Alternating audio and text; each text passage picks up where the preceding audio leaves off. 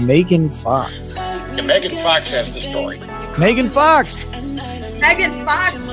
Megan Fox writes at PJ Media. Eat Tucker. Come out with your last. Damn it, man.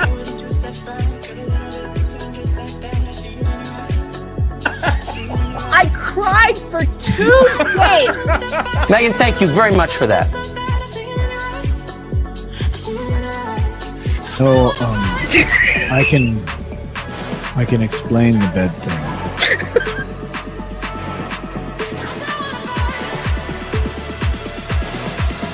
If you don't show up and vote, up your ass.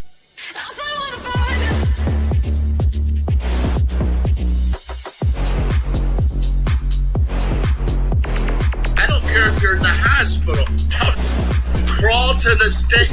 Crawl there. It's like Jesus going into the temple. He's like, I got a whip. Get out! Get out! The lovely and wonderful Megan Fox. Not that one. Not that one. Not the weird one that drinks blood in his toe thumbs.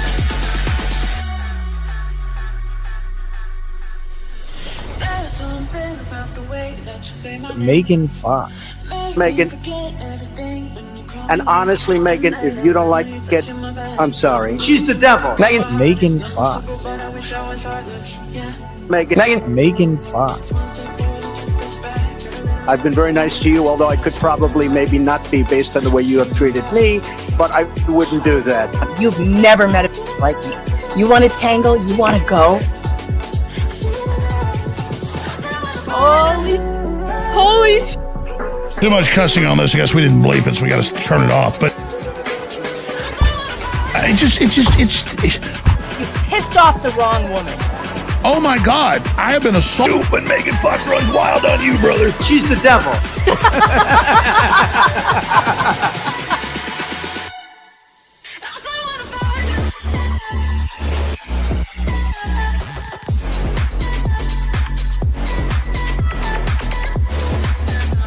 Not for publication. The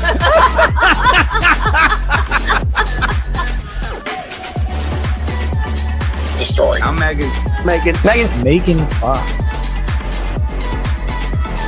Thank you. Cheers.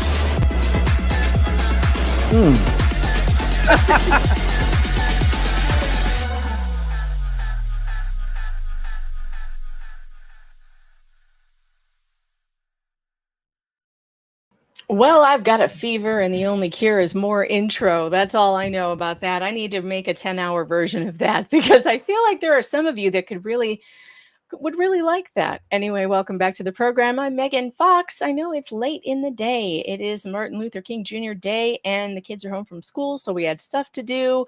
Had to take the little one for a hair appointment, and he's getting to the age now where he has his own opinions of how he wants his hair, and it's hilarious. And so anyway, that's what I was doing. And some of you in the chat have been like, are we supposed to know what this story is about? No, I guess I have to do a recap, but here to help me do it, the guy who helps me with everything, IT Goatee Brad, welcome to the stage. If you had, Brad, if you had to sum up this case, I know you've been paying attention. If you've had to sum it up in the too long, didn't read version, how would you describe it? Gosh, that's a really interesting way. I don't know. I think the apt example would be go watch Fatal Attraction, because I think you kind of likened that one, and it's even in the or the title of the video. Yes, So, we call it Fetal Attraction. This story is about a woman named Laura Owens who is addicted to accusing men of impregnating her with twins. This is something that she does on a regular basis when they reject her and don't want to go out with her anymore. So she thinks she can force them to date her by claiming that she's pregnant without any proof. Yep, bitches be crazy, hoes be wildin'. That's what this story is about. The too long didn't read version is hoes be wildin'. I don't know. Can we? I had a sergeant in the Army. We always say BBC, and not in the way that everyone else thinks of it. It's bitches be crazy. Bitches be crazy. Yeah. So this story involves a former bachelor, Clayton Echard.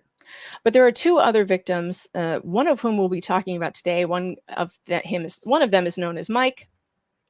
Another one is Greg Gillespie. These are all three of these men she has dragged through court with these false allegations over and over again. And recently, what day is today? It's Monday. Okay, so last week we spoke to YouTuber Liz Neptune. Now she has a smaller channel, and I hope you guys are making that channel grow.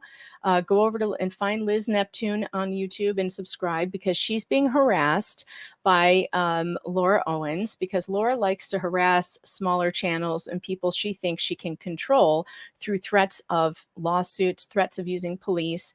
And she actually did send the Broward County police after Liz. And what we're trying to figure out on this channel, and what I do is, as an investigative journalist, I try and find out what is the truth. So when I read this letter, and I'm going to pull it up so we can read through it real quick, because it does not sound like any letter that a police officer would send to someone when they haven't done any investigation of the allegations, especially when you're considering Laura Owens lives in Arizona. She reached out to Florida police to make this allegation against Liz Neptune, saying that Liz was cyberbullying, harassing, and defaming her. And for one, cops have nothing to do with defamation. Defamation is not a crime. It's something it's a civil matter that you have to go and, sue someone in civil court. So let me pull this up. So this is what Liz got in her email. And again, I'm not doxing Liz's email here, because she told me it's okay, because she has it posted everywhere. So this is, I did it again, Brad. I need to open the image in a new tab. There we go. I did it again. Oops. It works a lot better. Did it again. Yeah. Okay. So Laura Owens reaches out to Broward County Police the sheriff, and she gets him to say, well, we think, allegedly, she gets a lieutenant to send this email to Liz Neptune and copy to Laura Owens, but is actually written to Miss Owens. I know that's blocked out here, but the unredacted copy says Miss Owens. I acknowledge the distressing incidents of criminal harassment, defamation, and unauthorized disclosure of private communications that you have been subjected to by an individual identified as Liz Neptune. Now, I remind you that the only reason why she did this is because Liz made 2 videos talking about this case and all the information that was publicly available at the time. That's it. That's all Liz did. And she didn't even use her name, I don't think. And I know a lot of you in the chat think it's a faked email, and I thought it was a faked email as well. That was what I was going with. So let's read through it one more time, and then we'll get to where Brad comes into this, because Brad's going to help us out to decide whether or not this is real.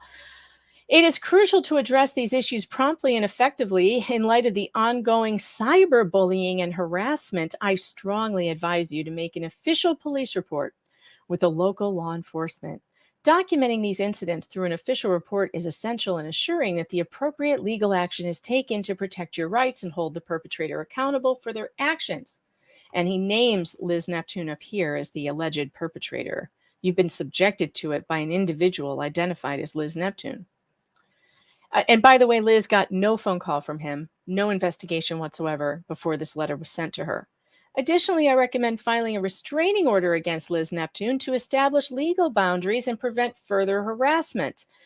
And that just suggests there was harassment to begin with. This will provide you with legal protection and support in deterring any future unauthorized contact or communication. The violation of criminal cyberbullying laws and the dissemination of false information through various online platforms are clear indicators of the seriousness of the situation.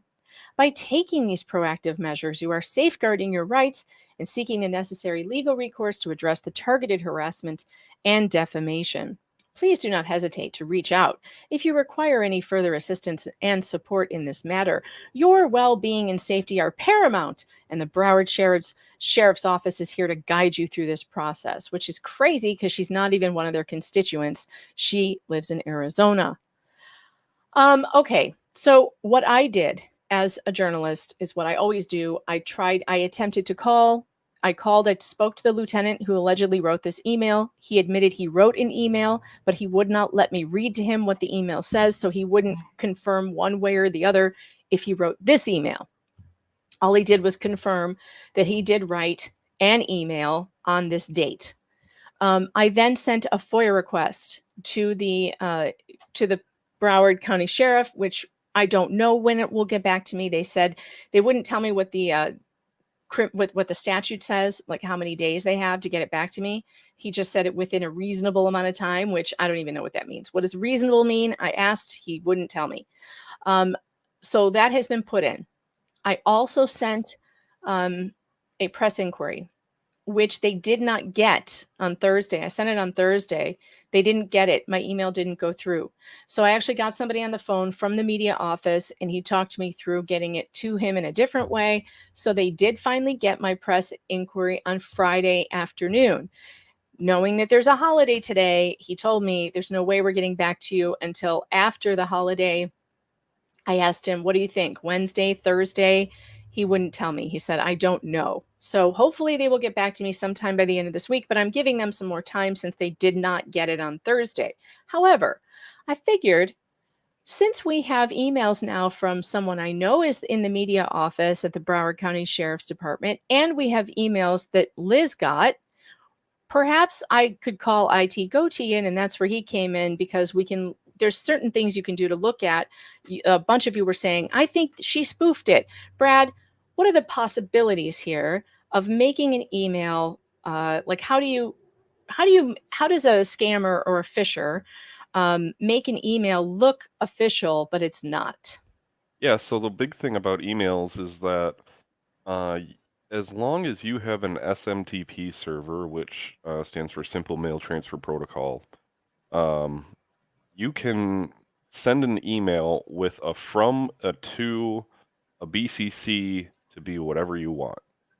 Now, the trick is when a server receives something, it'll do some inspections on the headers, and it'll say, okay, the SMTP server that sent this email, does it have the ability to send an email from the domain that it's saying that it's from? So if I send an email and it's supposed to be coming from my Gmail account, but it's coming from something else, so we'll say Yahoo or something, then it'll be a flag, and it'll be like, hey, this says it's from Gmail, but it didn't come from a Gmail server. And a lot of this information is based on the headers that are based in the email. So one thing we can do is we've got these emails set up. Yeah. So these are the headers from our, the one on the right is our test email. You can see at the very top, it says, it's got your info on it. It's a little bit bigger for folks to see. So you can see it says deliver to Megan Fox, and it says when it was received by. And then we've got Liz Neptune's email here on the left side. And now we get into the fun stuff. One of the big things that we want to look at is this DKIM signature. DKIM stands for Domain Key Identification Message. And what that does is it's something that we should put in the domain name system, sort of like our letter system. And I don't know where Megan went, but we'll just keep going for the moment. Basically, if a server has to check against the domain as to whether the signature is valid or not. So we can see that the domain name signature here says that it's for browardsheriff.onmicrosoft.com.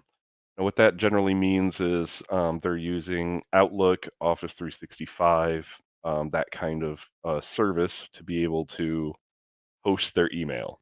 Very common in corporate IT. A lot of people use Office 365.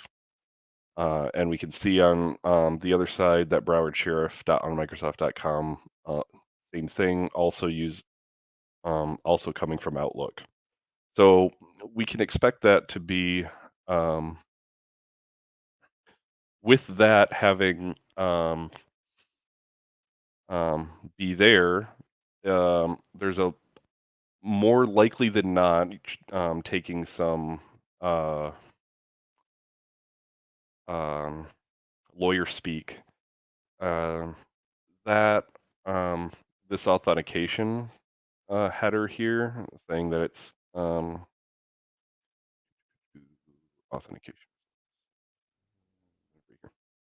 This header information here saying that it's coming from here means there's a greater likelihood that it's coming from the server that it's expecting to be. Says Megan ended up having her server needing to be rebooted for Windows update.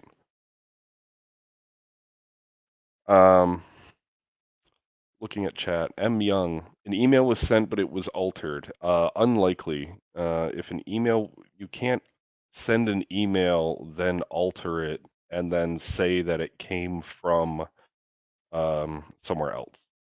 Because you would get two headers in that chain. It would say that it was coming from one to another. So it's something that really can't happen. Because the header from the original email would say that it's sent at this particular date and then received. Nicholas Hall says, is there evidence she sent an email? Yes. Inside of the chain, you can see that an email was there. I'm not going to be able to pull it up just because I have some of these redacted to...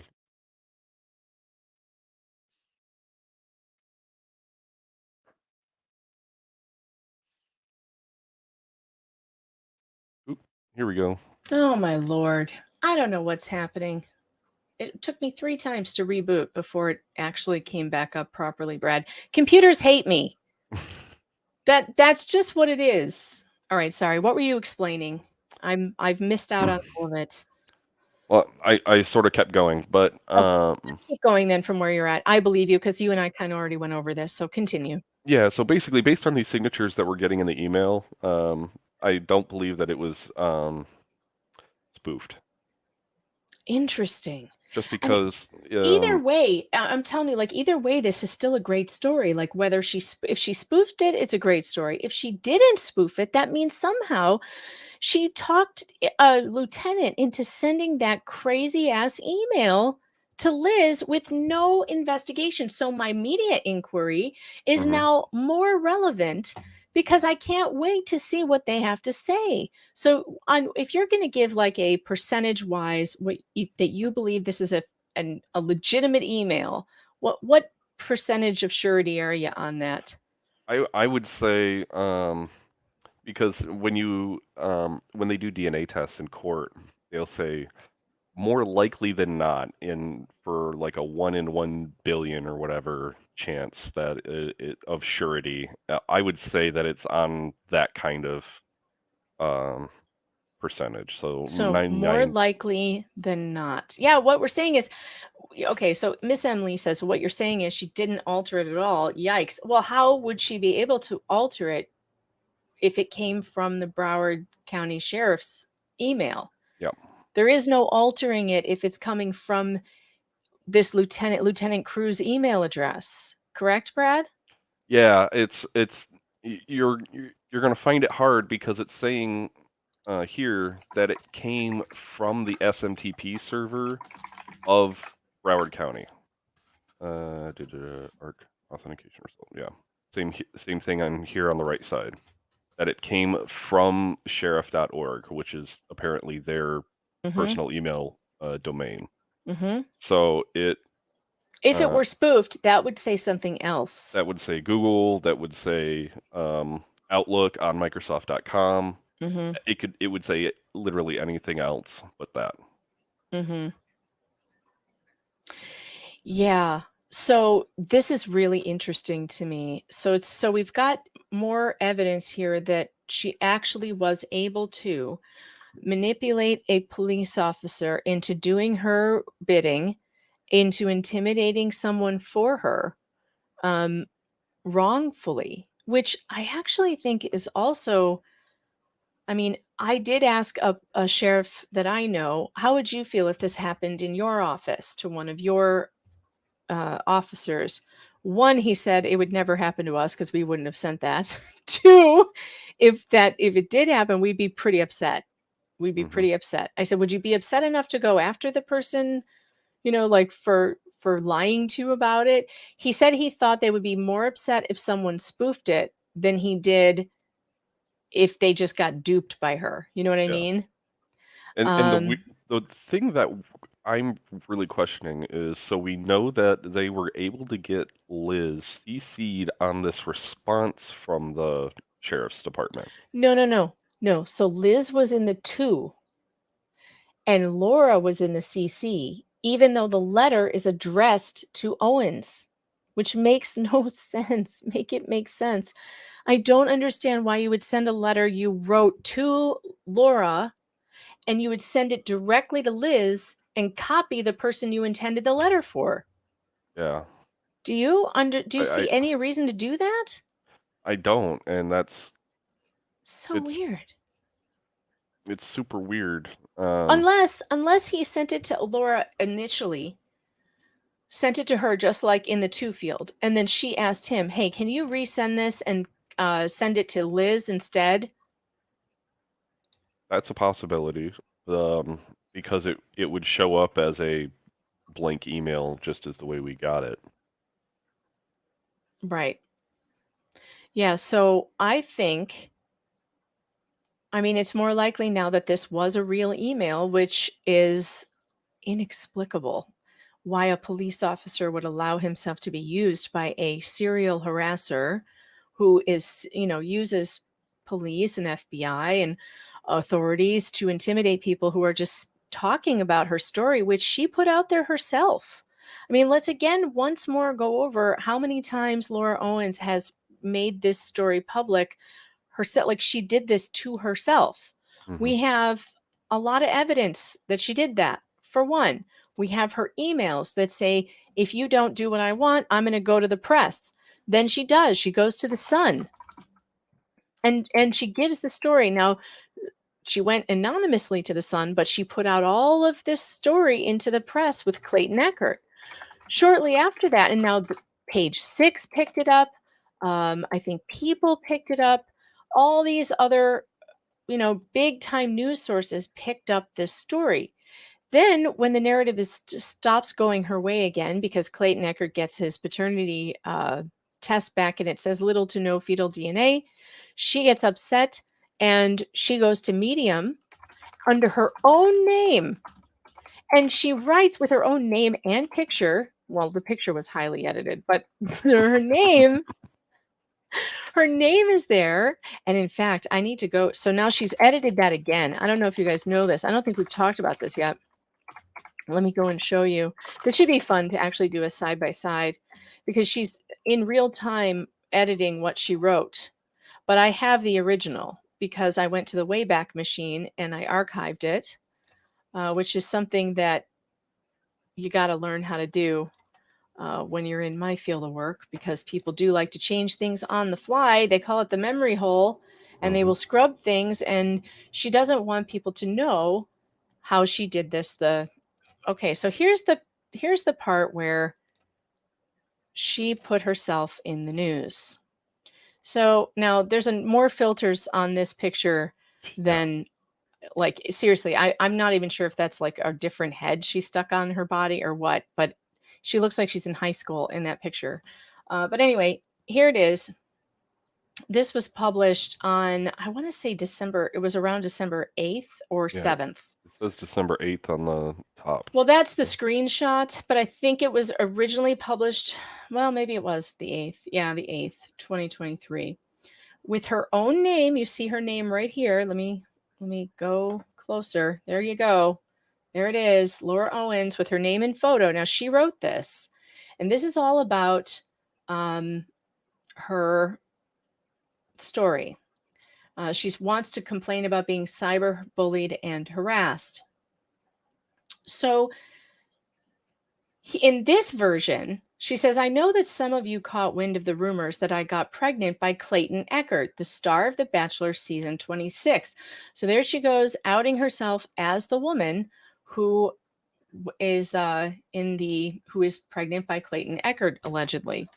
Now look at this. Let's pull up the new one, the one that she's been editing.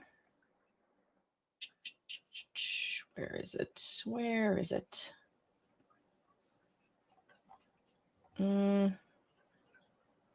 Geez, I wonder if she took it down now.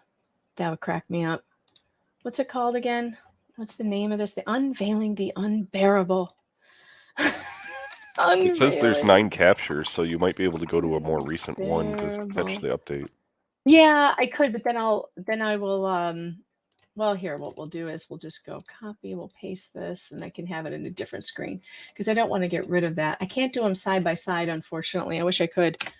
Or maybe I could in like a split screen. I'm not sure how to do that. You'd have to share a window or share your whole screen and then have the windows up. Oh. Yeah, I could try that. All right, and now that you've got fancy dual monitors. Yeah, I maybe could do that. I don't know. All right, so here's the one in January 4th.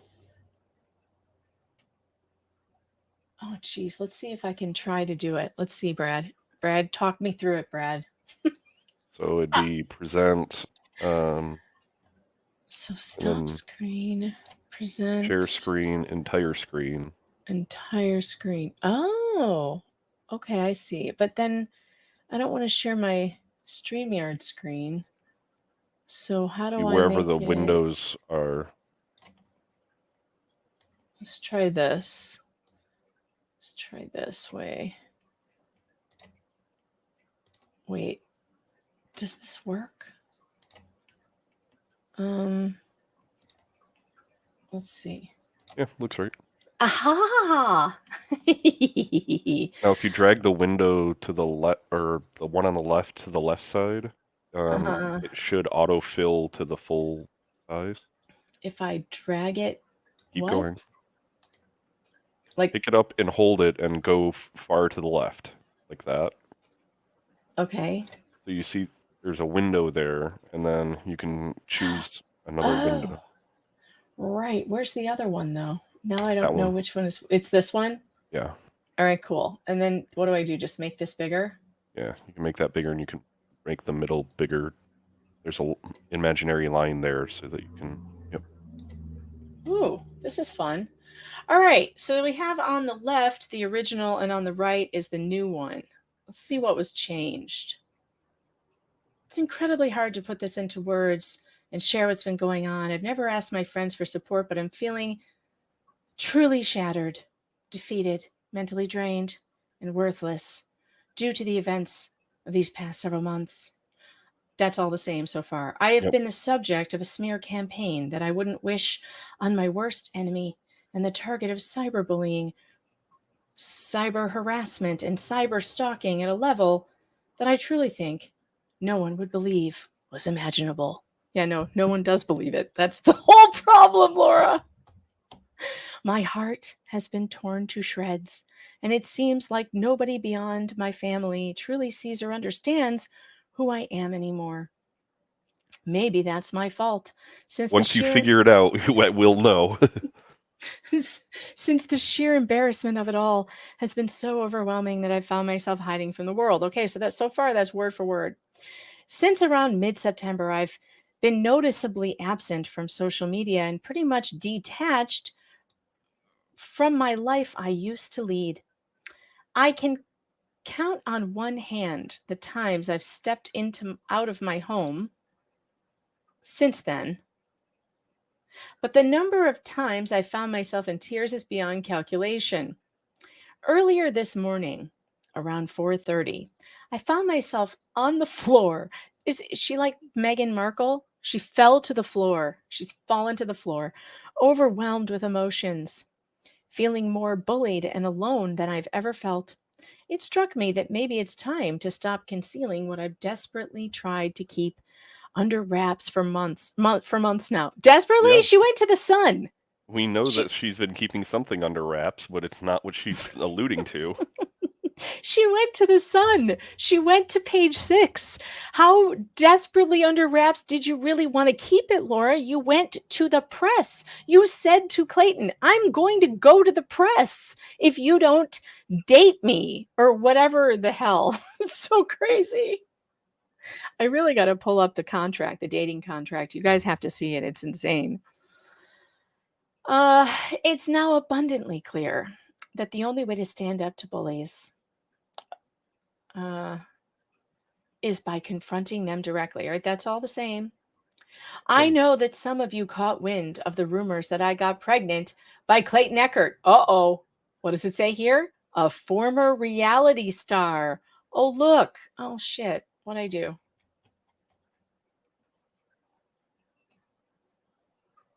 So she has now changed Clayton. She took Clayton Echard's name out of it sometime before January 4th or on January 4th and has made it just a former reality star. And here she says Clayton Echard, the star of Bachelor season 26. A raid from MLS. Nice. Welcome, MLSers. Get on over here. He had briefly been my real estate agent, says the January 4th thing. The original said Clayton had briefly been my real estate agent, and during a May evening, our professional dealings turned into something more personal. It sounds like she wants to get a job for one of those sleazy magazines I see at the grocery store. I know. That's how she writes her court documents too. Like bodice ripping romance novels. It's bad. But it's interesting that she took out Clayton's name because, now she wants to say that she never outed him, that it wasn't her. But it was her. She went to the media. She gave his name to everyone. She used it in this Medium article. She also used her own name. So all this stuff about having to call her Jane Doe is garbage, you guys. It's garbage. Her name is Laura Owens. She doxed herself. She put herself online, told this story, and we have a right to look at it and say, hey, this doesn't really seem right. Following 3 positive pregnancy tests, one taken at home, another at urgent care, and a final one done in his presence versus Clayton's presence, it was evident that I was indeed inspecting. Soon after I discovered I was pregnant with twins, and I knew with 100% certainty that he was the father. Clayton went radio silent, changed to he went radio silent when it came time to take a paternity test, despite my persistent requests. 29 times to be exact. Oh, my Lord. At a lab that he had selected previously. When he finally responded, he dared me to reach out to the tabloids, a move I knew would compel him to comply with the test. That isn't exactly how it went. She said, if you don't do this, I'm going to go to the media. And he said, okay, go ahead. Because he didn't want to be intimidated. Not to mention, he never said he wouldn't take a test. He was begging her to get a test, a paternity test, right. And she wouldn't do it. She said, I'll only take the test if you date me seriously. Oh, it's so cringe. See, the funny thing is I'm glad he didn't, because if he actually started dating her, then had sex with her, then she could have actually gotten pregnant to then frame him for the first part. Yes. Right.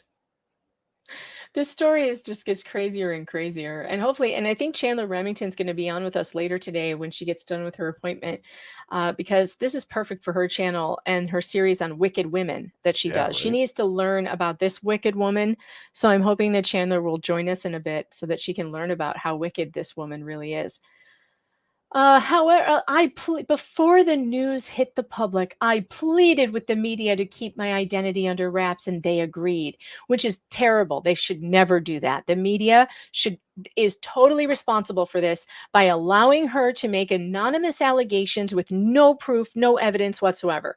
That this should never happen again. The only time when I allow people to come to me with anonymous stuff is when they are whistleblowing and they provide me with evidence that would otherwise make them a target by their institution or whatever. And so I will not publish their identity. However, if a person is coming to me and is like, this person did this to me and I want you to write an article about it, but I don't want to be identified, I'd be like, no, I'm sorry. That's not how this works. Yeah. If you want to publicly allege that someone did something, you have to put your name on it. You have to stand behind it, because you're not going to put my reputation on the line. And I don't know why the hell the Sun would stake its reputation, not that it has much of a reputation, but Right. why it would stake its journalistic integrity on the word of an anonymous woman is incredible to me. I would never do that. I would never, if someone comes to me and is like, so-and-so raped me, I'd be like, okay, where's the evidence? Do you have a grape kit? Do you have, and I want you to write about it, but don't put my name in it. What? No, I'm sorry. I don't want that story. And the bigger thing would be the person who's trying to make the claim should be talking to police. And then if the police aren't making traction, you go to the media and say, hey, I went to the police and they're the ones who are slowboating this investigation. That's how you get the traction. Now that would be an actual story. Like just someone coming to you like this with, this celebrity got me pregnant and he's not acting the way I want him to act, is not a news story. And I don't know why anybody thought this was a news story and why they went forward with her claims, especially because it comes out in the interview that Clayton did with Nick Vial, or Vial or whatever. I'm going to call him Nick Vial from now on, because I think he's a vile person who cut Dave Neal's name out of his podcast for no apparent reason, showing no ethics whatsoever. But anyway, the interview that he did with Nick Vial, he said that the Sun and all the media outlets that went forward with her story were in contact with him, and he gave them evidence that this woman was falsifying all of this, and they wouldn't print it. And they decided to go forward with the story anyway. And when he said, why would you go forward with it? I think one of them said, well, all publicity is good publicity. You'll be fine. What? It's crazy. If you contradict your own story 3 paragraphs down, then you can't print another issue to then get someone to buy twice. So Right. So, however, their description of me as the anonymous woman contained enough details for those familiar with me to make connections and for strangers to track me down online. Guess whose fault that is, Laura? It's yours. You shouldn't have gone forward with this story if you thought that people knew you well enough to know that it was you. You can't, this is your fault. It's not the media. It's yours. You went forward with it. Oh my God. All right. So this all looks the same.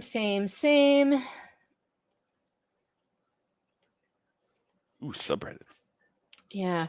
Sleuths were actively discussing and mentioning me by name in subreddits centered around The Bachelor. There was a barrage of misinformation circulating, and initially I wrote back to correct those who were getting the facts twisted. However, these so-called keyboard warriors, shielded by anonymous usernames, only seemed to intensify their interest in my life once they knew I was engaging with them. Things took a truly devastating turn when an abusive ex decided to reach out to Clayton. And over here it says reach out to him, telling him that I had done this before. He was referring to 2 prior pregnancies, a part of my life I've guarded fiercely, not just from the, well, not really, because you took them to court, Laura, in a public court. You didn't guard it that fiercely because you filed public court documents that anyone can find. I'm so tired of her whining about how this is her privacy. Oh, she needs her privacy.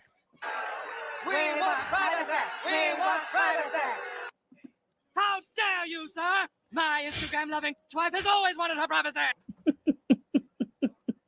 I want privacy while I go to the media.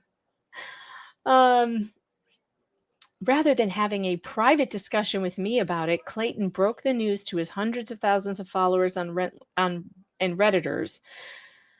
Yeah, well, you went to the media. You went to the media about him. You tried to ruin his life. So, he can talk to whoever he wants.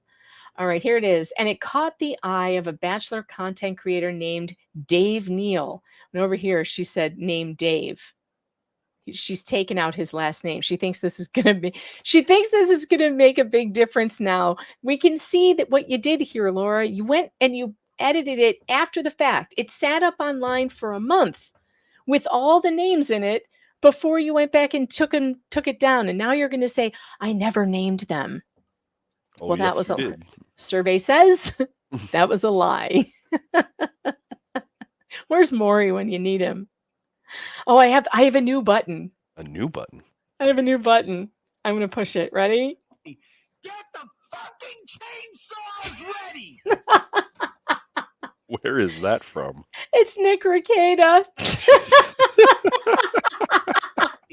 Get the fucking chainsaws ready! I love it. Oh, and Laura, if you're listening, that was not a threat against you. That's just a funny button I put on my soundboard. Okay, I just wanted to push it. That's all. Should get a maps go on the wall. I know. I need a man. Get on the wall. I need him screaming, get on the wall. Oh, it's so funny. Somebody on Twitter sent that to me and was like, I really want to hear this as a button on your show. And I was like, yeah, so do I. That's hilarious. I'm doing it. I'm doing it now. I also need Bill O'Reilly screaming, we're doing it live. I need that one too. Every time I have these thoughts, I need to write these things down because then I will forget later the buttons I wanted to make. So let's see. Bill O'Reilly. I have like an entire page left. Doing it live. You're going to have to get like 3 Steam Decks so that you could have all your buttons. Do not tempt me. I will.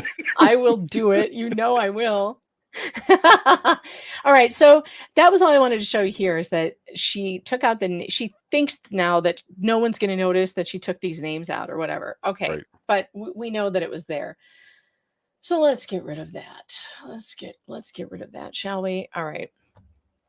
Now, I took notes about let's see. I took timestamps for Clayton's because Clayton did this huge interview on Nick Files' show, and it's 2 hours long. So we are obviously not going to watch the whole thing. But Laura's story has been told over and over again by all these different news sources. And it's definitely time for Clayton's story to be out there. And I think that he deserves to be heard, especially after all of the stress and everything else that he has gone through. Let's see if I can find it. Going Deeper is what it was called. Going Deeper with Clayton Echard. Really, Nick? Oh, my. Really? All right, let's see. My first stamp is... first time stamp 2150, how they met. This is diabolical. So in her article, she says, well, he was my real estate agent for a short time. But let's actually hear how they met from Clayton's point of view, because it's really something. It's at 2150. Here we go. Oh. Unmute. Can't hear it. We can't hear it. Did you share audio?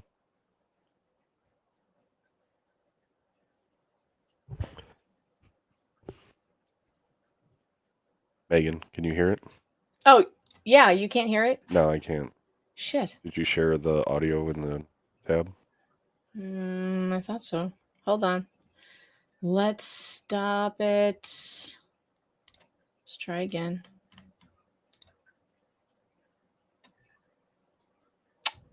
Yeah, it's clicked. Let's try again.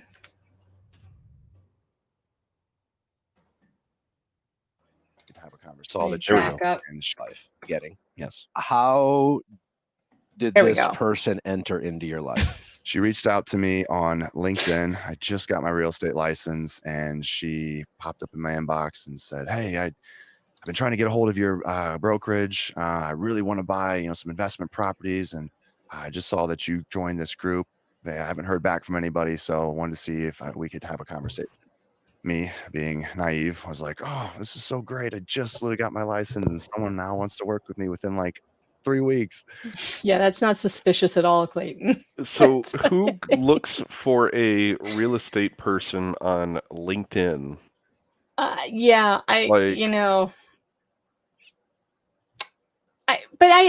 feel for him, because it's like, here's he just got his license. Like, he's trying to make a name for himself, it's really hard. I did real estate for a little while. It's really difficult. It's not easy. And like, you'll take your leads wherever you can get them, and if somebody contacts you on LinkedIn, I'm sure he was thinking, oh, great, terrific. This LinkedIn thing really works, I mean, it just, but it was obviously targeted. Right. Obviously, he was targeted for this. Does anyone believe she was calling his company and no one to buy real estate properties and no one was getting back to her? That doesn't make sense either. Especially in of course market. I sent over my phone number. Sorry, what did you say? Especially what? Especially in this market. Because Right. the market is cooling because of the high interest rates. Exactly. And then she tells him that she wants to buy 2 properties, not just 1, but 2. And then we start texting. And from the very beginning, this individual was already, being flirty, but I've kind of just been used to that. I've had that happen with people. And I'm like, it's fine. As long as we don't cross the line, I'll stay, professional. And so we were talking about setting up some times to see some homes. And then one night, I was heavily under the influence of weed. I took an edible, and if anything, that's my vice. I'm not really a drinker. No judgment here. It takes the edge off. And I will say, I found I was actually coping with weed at the time, just because of prior to all that, I was still struggling with some things with just, the outcome of blowback from online, and still hadn't found myself at that point. Again, this was 8 months ago. And I was struggling with some things that happened right around that point. And so, I just took an edible, I ordered some pizza, and this individual texted me. And again, it was just cordial at first. And then she sent a provocative image, and oh boy, I wasn't in the right state of mind, and I just essentially told them to come over. Nudes. I swear to God, I don't get this generation at all. I have never sent anything like that. The sexiest picture I ever sent to my husband, I could show right now on screen, and no one would. I mean, it's just a normal picture. I have never done this. I tell my girls, I'm like, don't ever do this. Don't ever put anything in your phone, on your nothing. Mm-hmm. Just what? This is such a weird thing that people do. Do you know how many lawsuits are going on right now because of this nude sexting thing that's going on? Like, there's another one that I think that my locals crew is like all obsessed with. I don't know her name, but there's a couple of true crime podcasters that are suing each other. They're women, and I guess the one woman sent the other one a nude photo, and then that one doxed her with the photo, like published it. And and now they're suing each other, and apparently this woman does this just constantly to people. It's so weird. It's so weird to me. So, but then again, it's like, it's funny. He'll say, well, she sent me a provocative picture, and all these podcasters are like, oh yeah. Mm-hmm. It's just so pedestrian for them. I don't know. Are you sexting over there with your wife, Brad? Do you guys Nope. You guys into that? You're younger than me. I married an old soul. I married a woman who grew up watching Andy Griffith and whatnot, and one of her favorite shows is Hogan Heroes, and she's got the soul of a 50-plus-year-old. That's good. Because I swear, nothing good can come from sexting. I swear, people. Just take me seriously. Nothing good can come from it. Chris Rowland wants to know, is he seriously blaming weed for making him act like a horny toad? Come on, man. Man up. I don't think it's so much that. I think he said that he was using weed as a coping mechanism. And I think what he's saying is he wasn't in his right mind. And if he had been, he would have turned her down like he did before. But then again, you know, women, these wicked women, they know how to get you, guys. You know, like, don't fall for the nudes. Don't fall for it. It's not always fun and games. All right, so this next part gets really weird. So she did. Sent the photo unsolicited, just out of nowhere. Like, you weren't like, I wasn't asking for it, but if I remember correctly, she was saying some flirty stuff, and I kind of was like, you're flirting back. Yeah, opening the door a bit, and then she sent that. So she comes over. So it wasn't totally out of pocket, but you guys were having a banter. Yeah, exactly. And so she comes. It's just funny how these days a banter includes sexting and nudes. I don't know, guys. I think nudes are a bad idea. Comes over, and we hook up. But this is the important part to explain. There was no sexual intercourse. There was no penetration. She performed oral twice on me. It's important that I state that. Again, this is not for children. Please, if you're under 18, please turn this off immediately. If you're any of my children, please turn it off immediately. This is not for children. We'll have adult content. Speaking of adult content, welcome to the show, Chandler Remington. Hello. We're getting to the part where you are going to learn about this wicked woman. Did you catch up on where we are so far? I've been listening. Okay, he took a gummy. She's come over. Now there's no penetration apparently, and yeah. And Brad, what time do you have to pop out? Yeah, I got to pop out soon. Okay, all right. Well, if we don't get to say goodbye, thank you for all your hard work on the email debacle. And we'll wait to hear what the sheriff has to say about that. All right, so here we go. Because again, this individual is now claiming that she's pregnant with my twins. How do you get pregnant if there's no sexual intercourse? One might ask. Well, I don't know. Yeah. So let me tell you what I was concerned about that night. Wait, so twice though? Yeah. I love that he goes back and to then that. later that. I love that he goes back to that because when I heard that, I was like, you beast. What do you mean twice? But there was apparently a 5-hour interlude. Night after having I'm saying too much. There's certain things I don't need to get too in the weeds about. You know what? Maybe I'm just aging myself. I'm like, damn. Back to back. There was maybe 5 hours in between. Okay. We'll just say that. Okay. Okay. I can give you. I don't want you to think you're too old here. Man. I'm 30. You're not that much older. I don't think. So that happens, and then I guess we'll just go straight ahead, and we'll come back to like some of the things I was going to say. So performs oral. The next day we wake up and we meet back up to go see a house, and I just felt bad about it. I was like, I crossed the line. That wasn't professional. Like, this is someone I'm supposed to be working with for business, and that was not professional. But like, and I said, hey, can you come out to my car? I want to talk to you. She's like, yeah. We sit in the car. I said, hey, I messed up last night. I was like, that wasn't professional of me, for one, as you know, it's someone that's going to be your realtor. I was like, I crossed that line. I said, if you're not feeling comfortable, I'm happy to push you over to one of my other agents. I was like, again, that was on me. And I said, also, I just want you to know, like, that was just a one-time thing. I'm not looking for anything serious. And I feel really bad because I should have told you that before we, engaged in sexual activity. I said, so if you feel like you possibly felt used because of that, I totally understand. I'm just really sorry. She just must mature. Yeah, I'm trying to grow up. So I say that, she breaks down in tears right away. I'm like, that's weird. Because I just met this person. And then she said, I just thought we had something really special. Would you be willing to like give this a chance? I think that we could really be something special. I said, no, that was a one-time thing. I'm sorry, but it's not going to happen again. She's crying. She's like, please give me a chance. And I was like, no, I can't. Like, that's that. She says, okay. And then gets out of the car and walks away. So. All right. Then she continues to have this so-called professional relationship, where she wants to buy 2 properties, so she says. And then we're going to get to the forced dating scenario, which is really hard to believe. All right, we'll get the spinning wheel. I've got I want to know how set she again. affords all this investment property, I know. lawyers, Well, and I don't think she was ever going to buy the property. She lives in the guest house at her parents' house.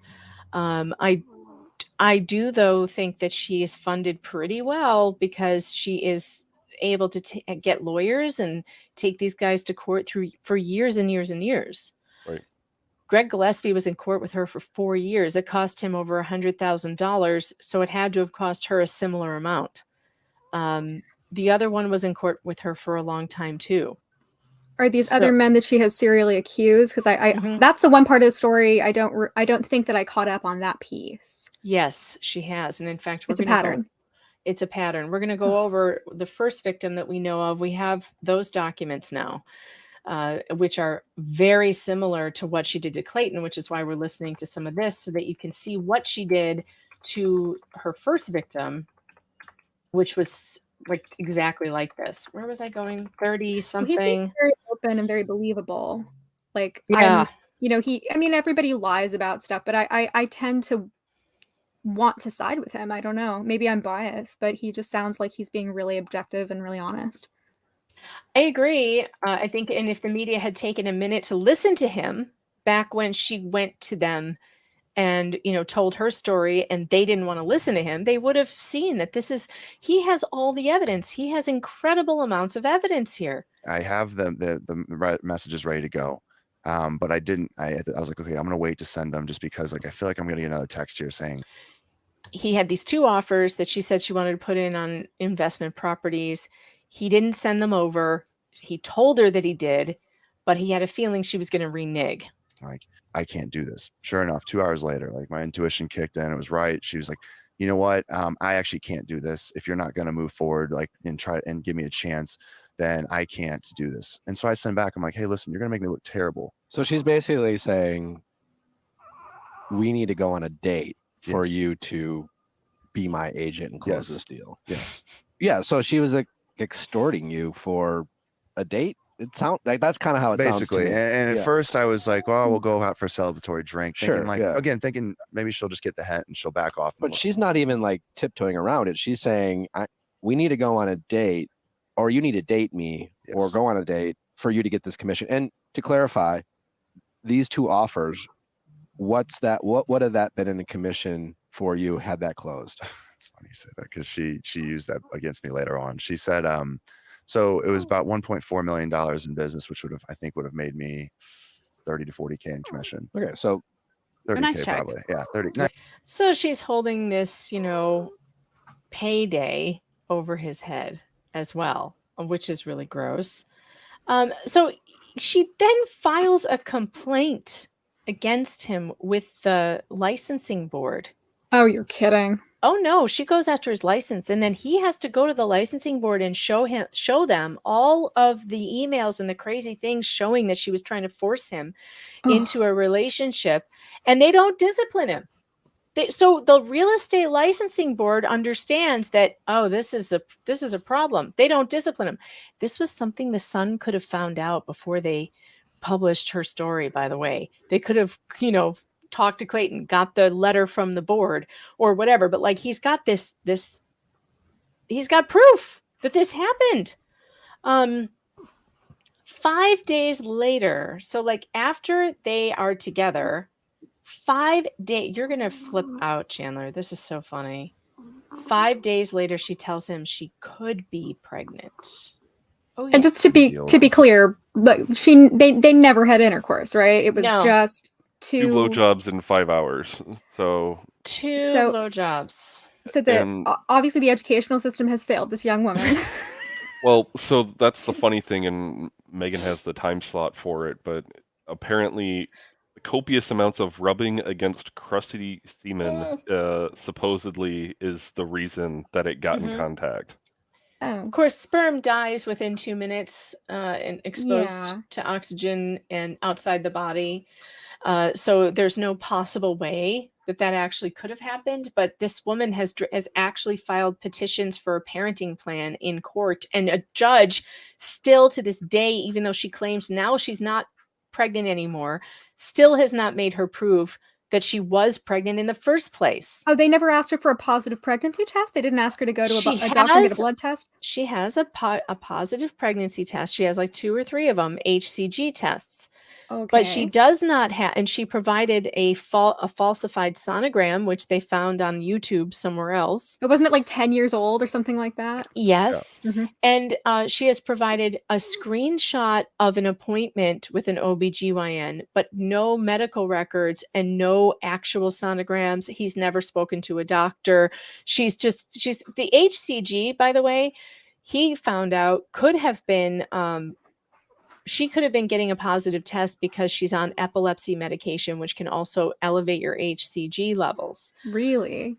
However, I kind of wonder about that. I think she's just figured out how to game the system and like fake a pregnancy test. Like, there's plenty of ways to do it. Whether she could know a pregnant woman and just ask, a friend of hers to take a test for her. Hey, go pee on this for me, thanks. God, who the hell does? But she took one in front of him, although he didn't watch her pee on it. He let her go into the bathroom. Ladies putting them up for like $35, positive pregnancy tests. Right, you can buy them. But I mean, she did take one in front of him. She's not pregnant anymore, but she claims that she was. She claimed that she was pregnant, and then she wants to get the family court to dismiss the file because she's no longer pregnant, where in Arizona, after 20 weeks or 160 grams of fetal weight, there has to be a certified order of death. Right. She's screwed now because his attorney is saying, absolutely not. We will not dismiss this. We want an order showing fetal death certificates now. If she is not pregnant any longer, we need to know why. We've maintained she was never pregnant to begin with, and we need the proof. And now she can't just walk out of here, but it's up to the court, and the court, who knows? So is she making an alternative claim that time that she came over when he was on edibles, that they actually did have intercourse? No, and in fact, not. He shows an actual email here where she admits they did not have intercourse. Okay, so what kind of idiot judge allowed this to go forward? Yeah, that's the question you're wondering. How do you not dismiss that immediately? I mean, it's very obvious and apparent. There's no way he could have gotten her pregnant. If she got pregnant, it was obviously by another person. This is absurd. I know. Yeah. There's something wrong with her. Clearly, there's something very wrong with this woman. There's something wrong with her. Yes. Yeah, I know you were saying you felt sorry for her. Brad, yeah. Go ahead, Brad. I'm gonna dip out now. So. Oh, nice to see you, Brad. Yep. Nice Thank to see you so much. Have Thanks a great rest of your day. Pop back in if you get back and you want to hang out. Yep, we'll do. Alrighty. See you later. Yeah, where are the babies, Watcher? Where are the babies? Exactly. If there were babies, there need to be proof of what happened to them. So whether she had a termination or whether she had a stillbirth, there would need to be, by law, fetal death certificates. And there is no way that a judge should allow this to be dismissed without looking into this. No, they need proper medical documentation. I mean, she needs a letter from a doctor stating that, yes, she definitively was pregnant. Yes, they were twins. Here is the sonogram. I examined her on this date. It just, you can't get past the hurdle of the fact that they never had intercourse. There's no way that he could have gotten her pregnant. I don't see how this case proceeds in that regard, especially when she admits it. I know. So, she's still not admitting that she wasn't pregnant. She's just saying, I am no longer pregnant, so I don't need to be in this court system anymore, which is insane. So she's just like, oh, never mind. I'm just gonna just forget about it, the whole thing, even though I tried to ruin this guy's life, and wow. Yes. Wow. Don't forget, with 800 of you here, make sure that you hit that like and subscribe button. I don't have my locals chat open, but there is a locals live chat open right now, which I'm going to go and open. Locals, meganfox.locals.com. It's a great place to be. That's where all the memes are. My God, they're hilarious over there. Your local chat does the best memes of all time. They're hilarious. They're so funny. I forgot locals. Because I had to reboot my computer like 4 times. All my windows got closed down. So now I have to reopen stuff. And let me open up the locals chat, see what we got going in here. Oh, there we are. Here we go. Thank you, locals. We've got what do we have here? Here's a meme they're working on. If you want to know what red flags look like when you're in the dating world, here's what they look like. Laura Owens. This was during court, Chandler. Oh my This was a God. face that she made during one of these court hearings, where she showed up wearing what looked like a fake moon bump, and was Yeah, she bought the fake belly, the pregnancy belly that Mhm. everybody says Meghan Markle might Yeah, have used. and she was moving it around. She was like lifting it up and like moving it around and stuff. Like, lady, that's not how a pregnant belly behaves. You can't just lift it up. I wish you could. I wish you could just like lift it up off your bladder and like move it around. But no, that's not how it works. Wow. She's got a lot of issues. This one. I know, Lord. So I wanted to bring. Where was the other thing I wanted to? Let me bring Clayton back up here because his story is going to sound real familiar when we get to the new court documents that we have. Let's hear what this part So is. did you have to show them her trying to date you, the Yes. proof of that? Yes. Okay. So I sent them everything, all my text messages and the emails The leading up to that point. real estate board. So then she said, "Oh, I need to talk to you. If you're not willing to work with me," I said, "I'm going to file a police report. Like I'm done. Like, please stop messaging me."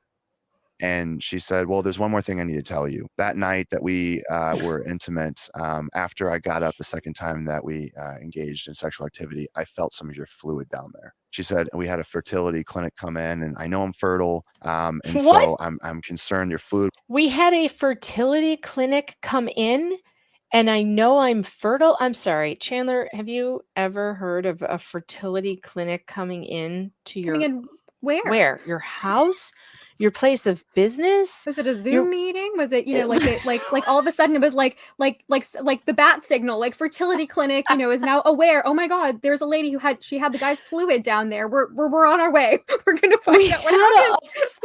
I had a fertility clinic come in. I know I'm fertile. How do you? What woman talks like that? I don't ever do you talk to your husband and you say, "Oh, by the way, honey, I know I'm fertile right now." I mean, that's No. No. No, in fact, the last time I said anything close to that, I think I said, "I'm not ovulating," and then we had our second baby. I said, "Don't worry, I'm not ovulating." And 9 months later, there came Fairy. So that was a women don't mistake. always know. I mean, like, We it's not don't. always like, it's not like you're super in tune with your cycle all the time. I don't know if I'm fertile or not. Like, I don't know I when was that's pretty happening. sure that I wasn't ovulating, and I absolutely was. So Yeah, see, there you go. That Damn just it. goes to show it happens. Like, we don't always know our bodies, and so the idea of her saying, "I know I'm fertile," you don't know, honey. You don't know that. You can't No, say you that for don't sure. know. There are No. signs. There are signs. Sometimes. But there are not. There's no absolutes. And even those like little you can get those tests. Maybe she went and took one of those tests at the drugstore because they have those Yeah. where you can take like a fertility test or whatever. It's like a little drugstore one. Right. And Megan Easton, that's funny. That's how I tell my hubs I have a headache. I'm still ovulating. Yeah, but it's like it's not an exact thing. Like there's a couple of days window where you could Yeah. you could get pregnant You and get then false positives and, yeah, things like I that. mean, it's definitely not an exact science. It really isn't. So anyway, it's just interesting that that stood out to me in this. Like, what do you mean you had a fertility clinic come in? Are there fertility clinics on wheels? Do they just pull up to your house and are like come running in the scrubs? Like, who needs a fertility test? What? I've never heard of this. It makes no sense. I mean, the language it shows this is a very clearly cluster B personality kind of lady who really, she wants to sound legit and she wants it to sound like, "Oh yeah, I'm totally pregnant." It's very obvious that she's faking. So, I don't know what. And this poor guy is like, listen to him. He's not the sharpest tool in the shed, and like he doesn't know, and like she's just pulling it over on him. It was down there, and I haven't been with anybody since March of 2022. There's a chance that I could become pregnant. What timeline are we at? How long has it been? This was five days after her and I engaged. All right, let's think about how many things happened within 5 days of her and him having a one-night stand with the blowjobs. Mm-hmm. She tried to get him fired. She tried to make him date her, or she would get him fired.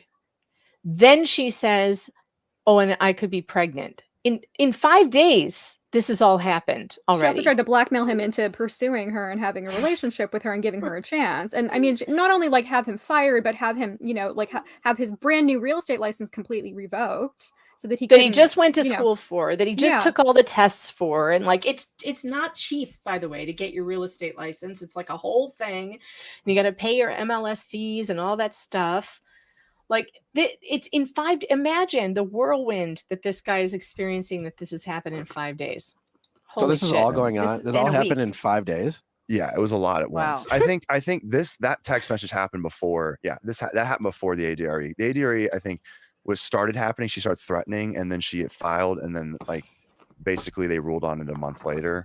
Yeah, so much happened in such a jam-packed point in time. How many days after you guys hooked up did she come to you with this, I might be pregnant? 5 days. 5 days. Yeah.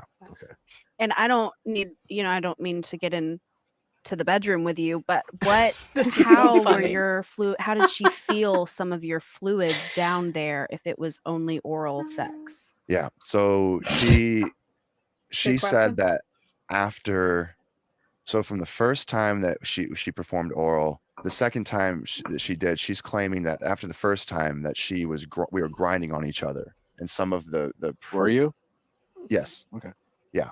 So she was claiming that there was like pre-cum or like fluid left over that's like got into. Were you both naked? Yes. Phrasing. And so she's saying that just from grinding, no, there was no. Wait, she said like, so the first time you have oral sex, you climax, Yes. and then 5 hours later you hooked up, and she you're was- grinding, and she's yes. saying that whatever was left over from 5 hours earlier. Yes. Which would have been dead by then. So you only climaxed once. No, twice. But after the second time,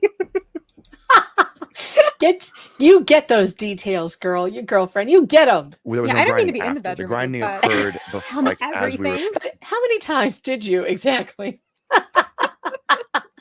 Oh my gosh, locals. Oh my God, who found this? Who did this? You people are hilarious. Fetal attraction bingo. Oh my God. Look at this. Metadata, unnecessary restraining orders, wearable baby bump, bamboozled court judge, mingled DNA, faked emails, letters, free space, twins. Questionable sonograms. Oh my God, I love this. That's so good. Hoodwinked law enforcement, extortion laden email. They need to play this game at the baby shower.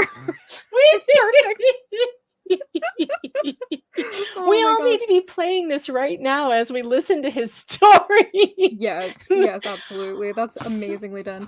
Self-owned, questionable sonograms. Who Oh did my this? You people God. are so funny. I They're need very- this. they're I'm very putting talented. I'm putting this on Twitter right this very second. It's so stinking And I funny. love the pink gingham back. I know. Like it's two girls. Little baby boobies. Oh my God. This Wow. is so good. Oh, it's wow. so good. It's so good. Oh, I can't stand it. Leading up to Yeah. So oral sex, climax. Oh, yeah. She's claiming that Movie, he didn't dinner. clean up, and there was like some Yes. crusty Claytons on the top of his penis. Sorry to sound crass. And she's claiming that they dry humped naked, Yes. had some grinding on, and that crusty Clayton Yes. somehow impregnated her. Yes. Is her allegation. That was one of them, yes. So she claimed that. But then what I was concerned about was then 11 days later from the point that we engaged, I said, basically after the 5 days, I said, this is ridiculous. There's no way that my fluid was not down there. You're making this up completely. Like, I'm done. I'm blocking you. So I block her. I then get an email because she had my email, because she had my realtor email. And on day 11, I get an email. I'm pregnant. And there's a positive pregnancy test. I'm like, of course, I see the positive pregnancy test. I'm like, how? I'm like, there's no way. And so I'm thinking, I'm like, how could this have happened? Like, there's no way. And she's like, we need to talk. This changes everything. And so I'm like, there's no way. How? I can't put it together. I'm like, how? So I basically then start responding back on email. And I'm like, I don't believe this. Like, all we did was you performed oral. And she's like, yeah, but when we're.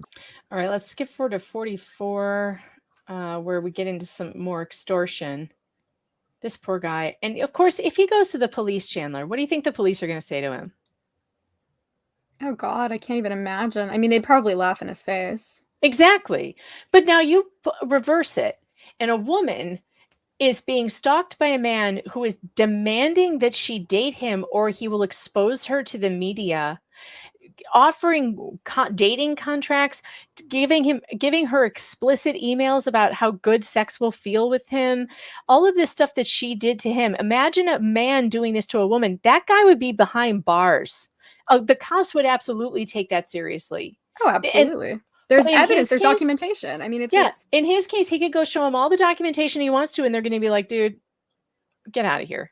Yeah, like just ignore her, just forget it, you know, like bitches be crazy. I don't see anybody taking this seriously or caring at all. This woman's demented. There's something wrong with her. There's something wrong with her. And very wrong. She's a stalker. And is that cat hissing at you? It's I have a cat hissing at another cat. It's a lot of cat drama. I was like, Chandler, are you okay? No, they're just if you need help. They're Kyra likes his personal space, and when Django it's a whole thing. It's a whole thing. I got it. She basically said that she started to say, hey, do you want to have an abortion? And I had said at one point, I said, I don't really want to have kids with you, but imagine it's your body, that your choice. So ultimately, you can choose what to do. I would just not like to have, a kid with you. And at the time, this was singular, one kid. It's important I note that for later. So she said, well, I only take the abortion meds if you date me exclusively. I said, that's not going to happen. Is that in this that we have up here? I will take abortion meds if you date me. What? I'm so confused. I don't understand. What is her MO? What is her, like, she just wants him so badly? She She's wants obsessed with him? She wants him. She wants a man. She wants to not be alone.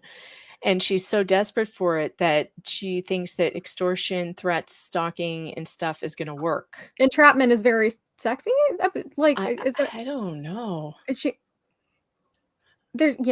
Clearly this is a person who is not aware of how normal people think and react to situations.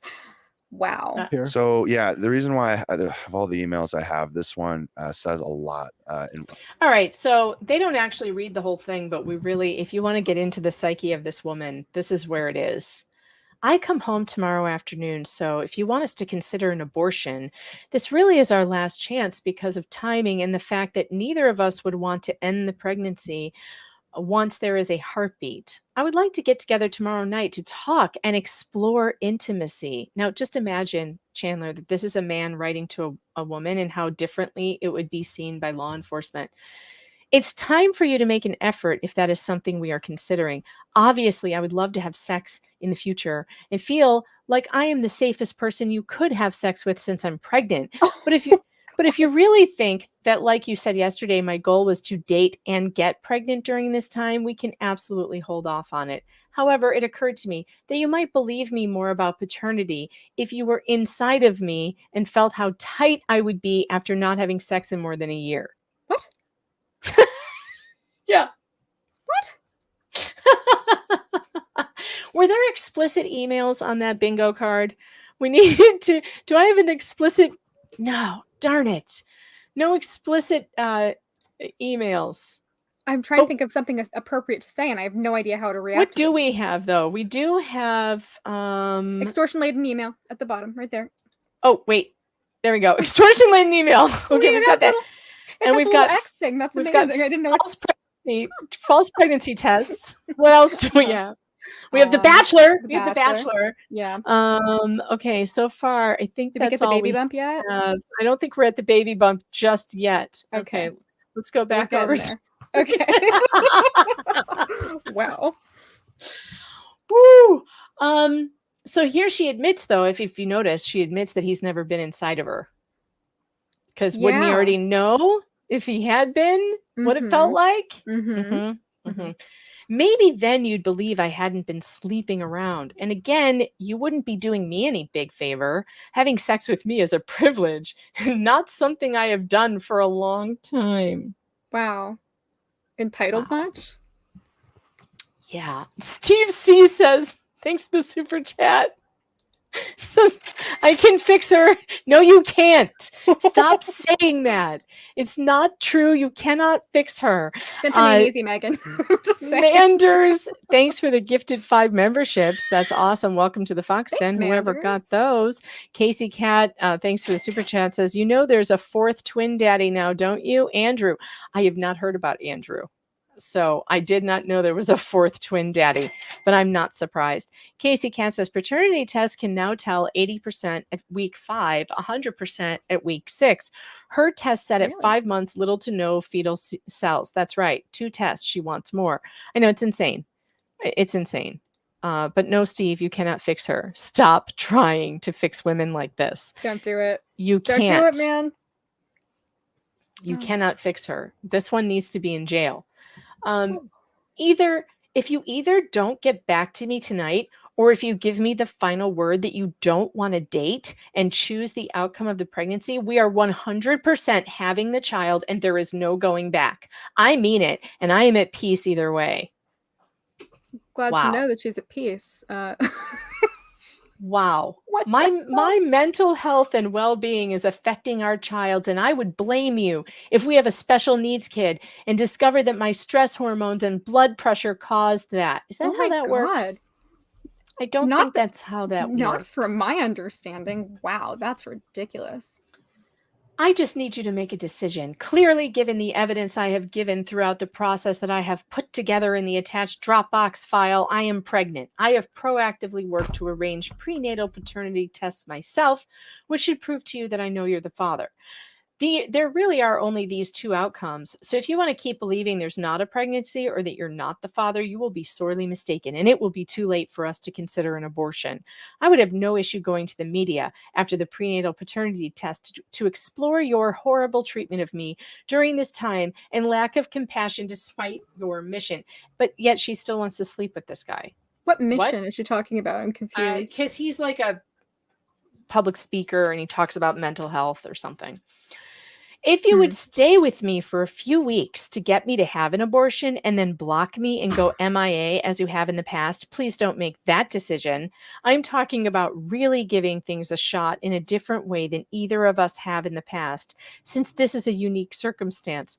If you wouldn't be excited, don't make that choice. If you're truly not into me, I would rather stick with my morals and have the child. I am only considering an abortion because I know that's what you want.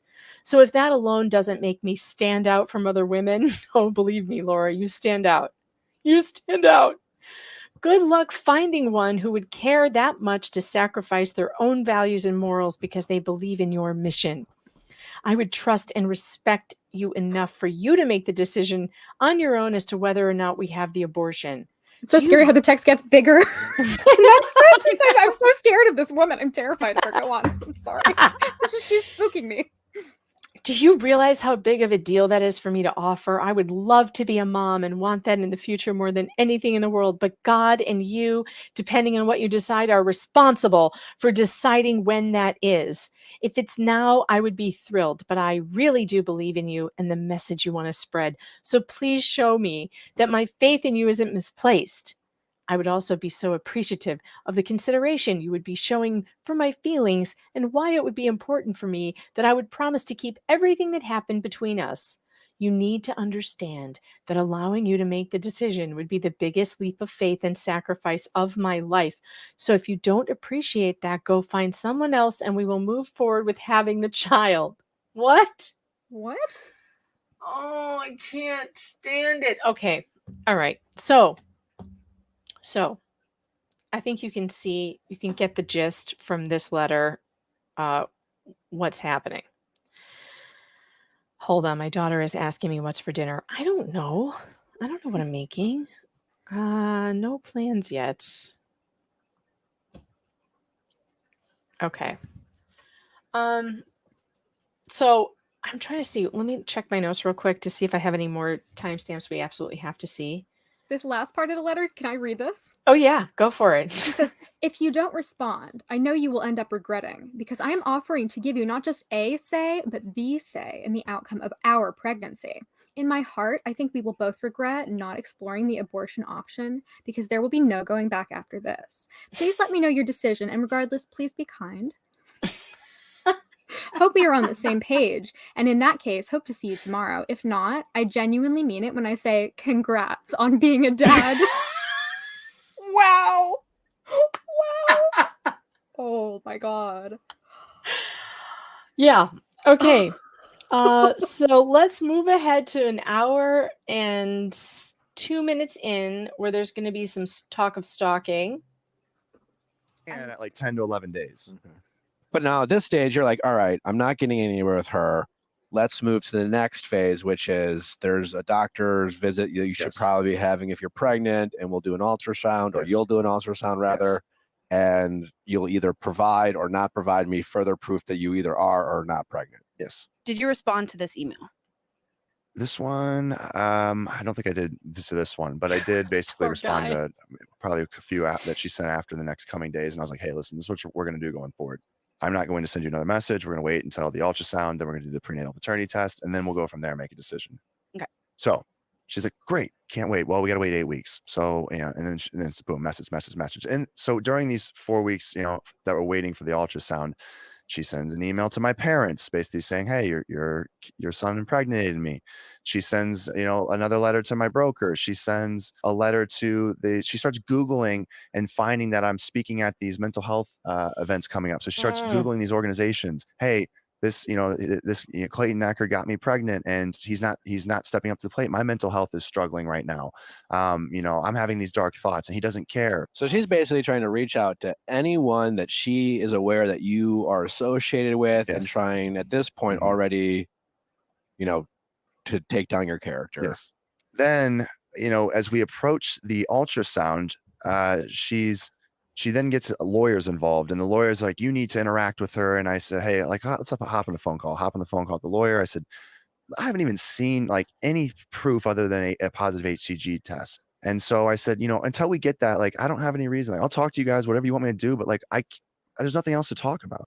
Is this like 8 weeks now? This is around so right the around first. that point, yeah. Okay. So like 2 days before, the lawyer goes, well, what do you want to do? Are you going to show up in person? I said, I don't want to show up and see her at this point. I don't feel comfortable being in the same, you know, proximity as her.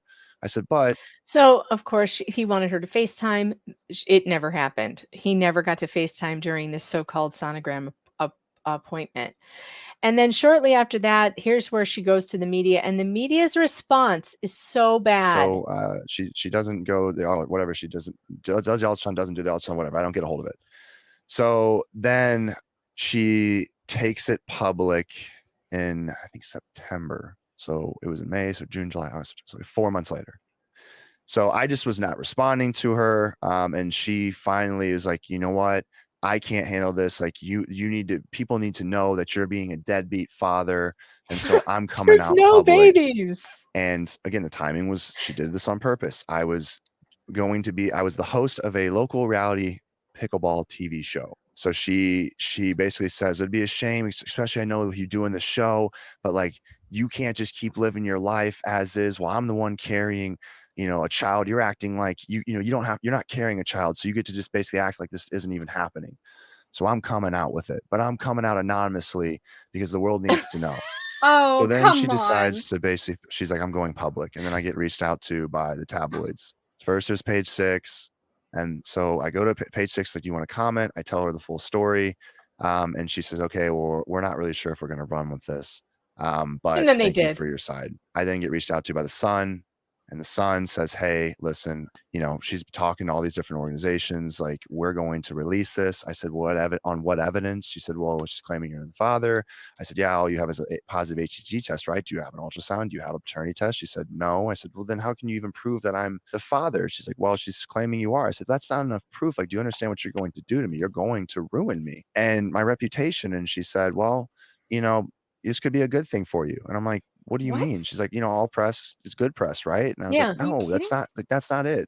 It's crazy. She said, well, you know, we're going to run with it. Is there anything else you want to comment on? And I was like, no. And so I'm like, what? So they went forward with it. Okay. So now there's not that much left in there that's, you know, important.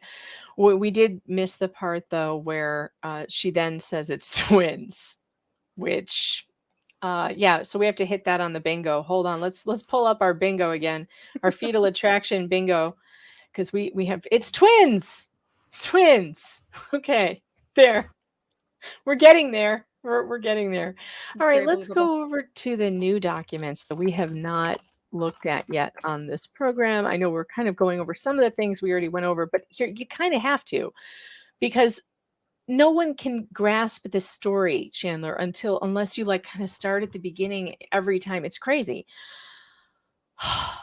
Okay. It's a lot. It's a lot. I It's just a love the lot. media response of like, this could be a good thing for you, which basically means like, F you, we're going to make a lot of money on this and we really don't care how it affects your life. So Reddit on the Justice for Clayton page has been posting like all these documents that they're getting. We have I don't think I've read this yet, police report that she filed. They call her Jane Doe. I call her Laura Owens because that's her name and she doxed herself. Filed in July 2023 regarding Clayton's alleged threats, hateful messages, and extortion threats. Oh, well, I think that we can then go over to the bingo card because we have unnecessary restraining orders. There we go. Look, we're getting more. And hoodwinking law enforcement. I think we can do that too. Nice. Let's we see. don't quite have bingo yet, but we're getting there. We're getting there. We're getting there. Let's see if we can make this bigger. Yeah. All right. Received a call from Owens. She related the following in summary. She resides at whatever. She is currently out of town. She is pregnant with twins by her ex, Clayton Echard. Recently, he has been sending text messages that she finds concerning. He has expressed his disbelief that she is pregnant with his child, and he has threatened to file fraud charges against her. He has talked about his hatred for her. He also wants to her to provide him with contact information for her previous boyfriend. She told me her previous boyfriend tried to kill her. He lives in San Francisco. She did a TED Talk about her previous relationships. She did. There's a TED Talk. Did? Oh, I would love to watch that. Oh, Wow. I'll send it to you. It's hilarious. Oh my god. It is so Amber Heard. There's even a staring at the dirty carpet moment. Oh, really?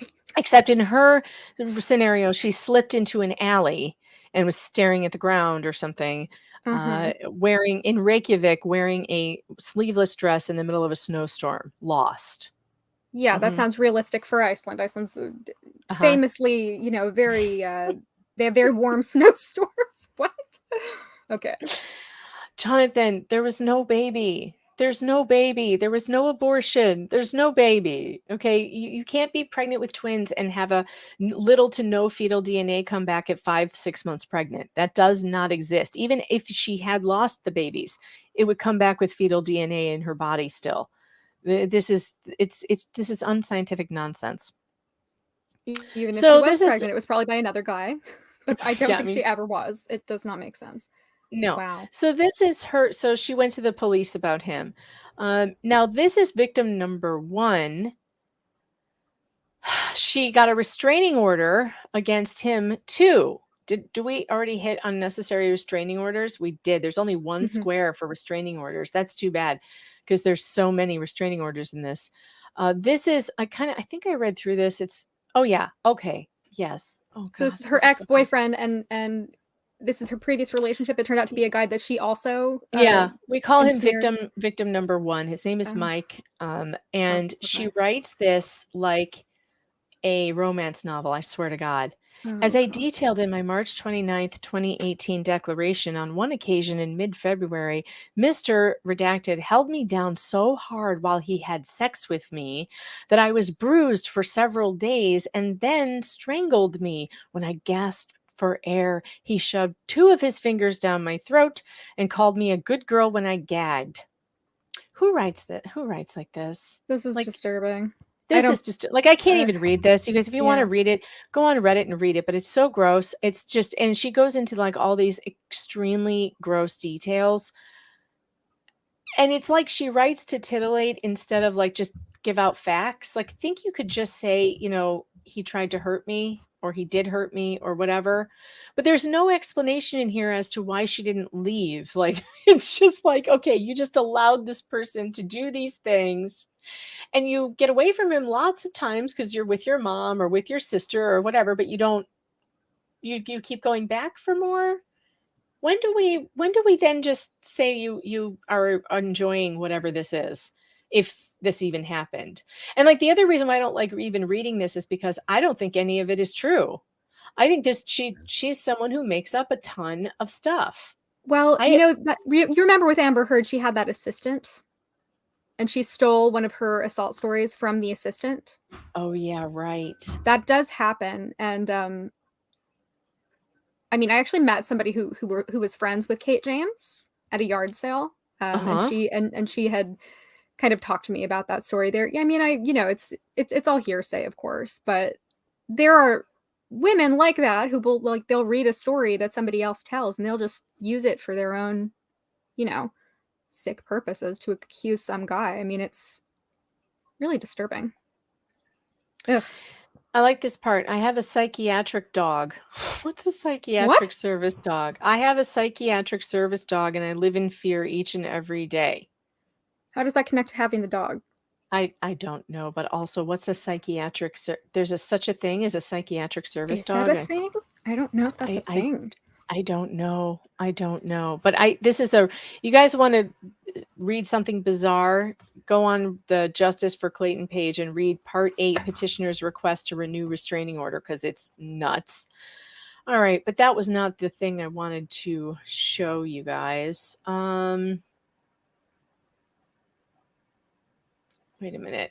Am I on the wrong page? Yes. Okay, let's go here. She should write one of those Danielle Steele novels or something. Yes. She should get into writing, erotica for people who have those kind of fantasies. She'd probably make more money off of it. I bet. I don't know. Yeah. What is her purpose? I mean, what does she want? She wants to. This is my question. Whenever I see a woman who does something like this, I'm like, does she want attention? Does she want to ruin him? Does she want what does she get out of it? I don't understand. Think she truly believes that she's going to make them. She's going to eventually find one who will do what she says and stay with her. It's all she just about wants getting somebody into to fall in love with her or something. Yes. Yes. I mean, there's probably somebody out there who's sick enough to, get into this sort of thing, but. All right, so this is victim number 1. As shows in attachment number 1, text messages between Owens, petitioner's mother, and myself. Petitioner has suffered from emotional issues that necessitated her placement in an inpatient facility, followed by outpatient treatment and multiple medications. Messages between, I think, Owens, petitioner's father, and myself. He also acknowledges petitioner's mental health and emotional instability. Mr. Owens, in a text message, told me, please call Laura and promise her anything. Anything she wants to keep her alive, and I promise to help you get out of it as soon as she's safe.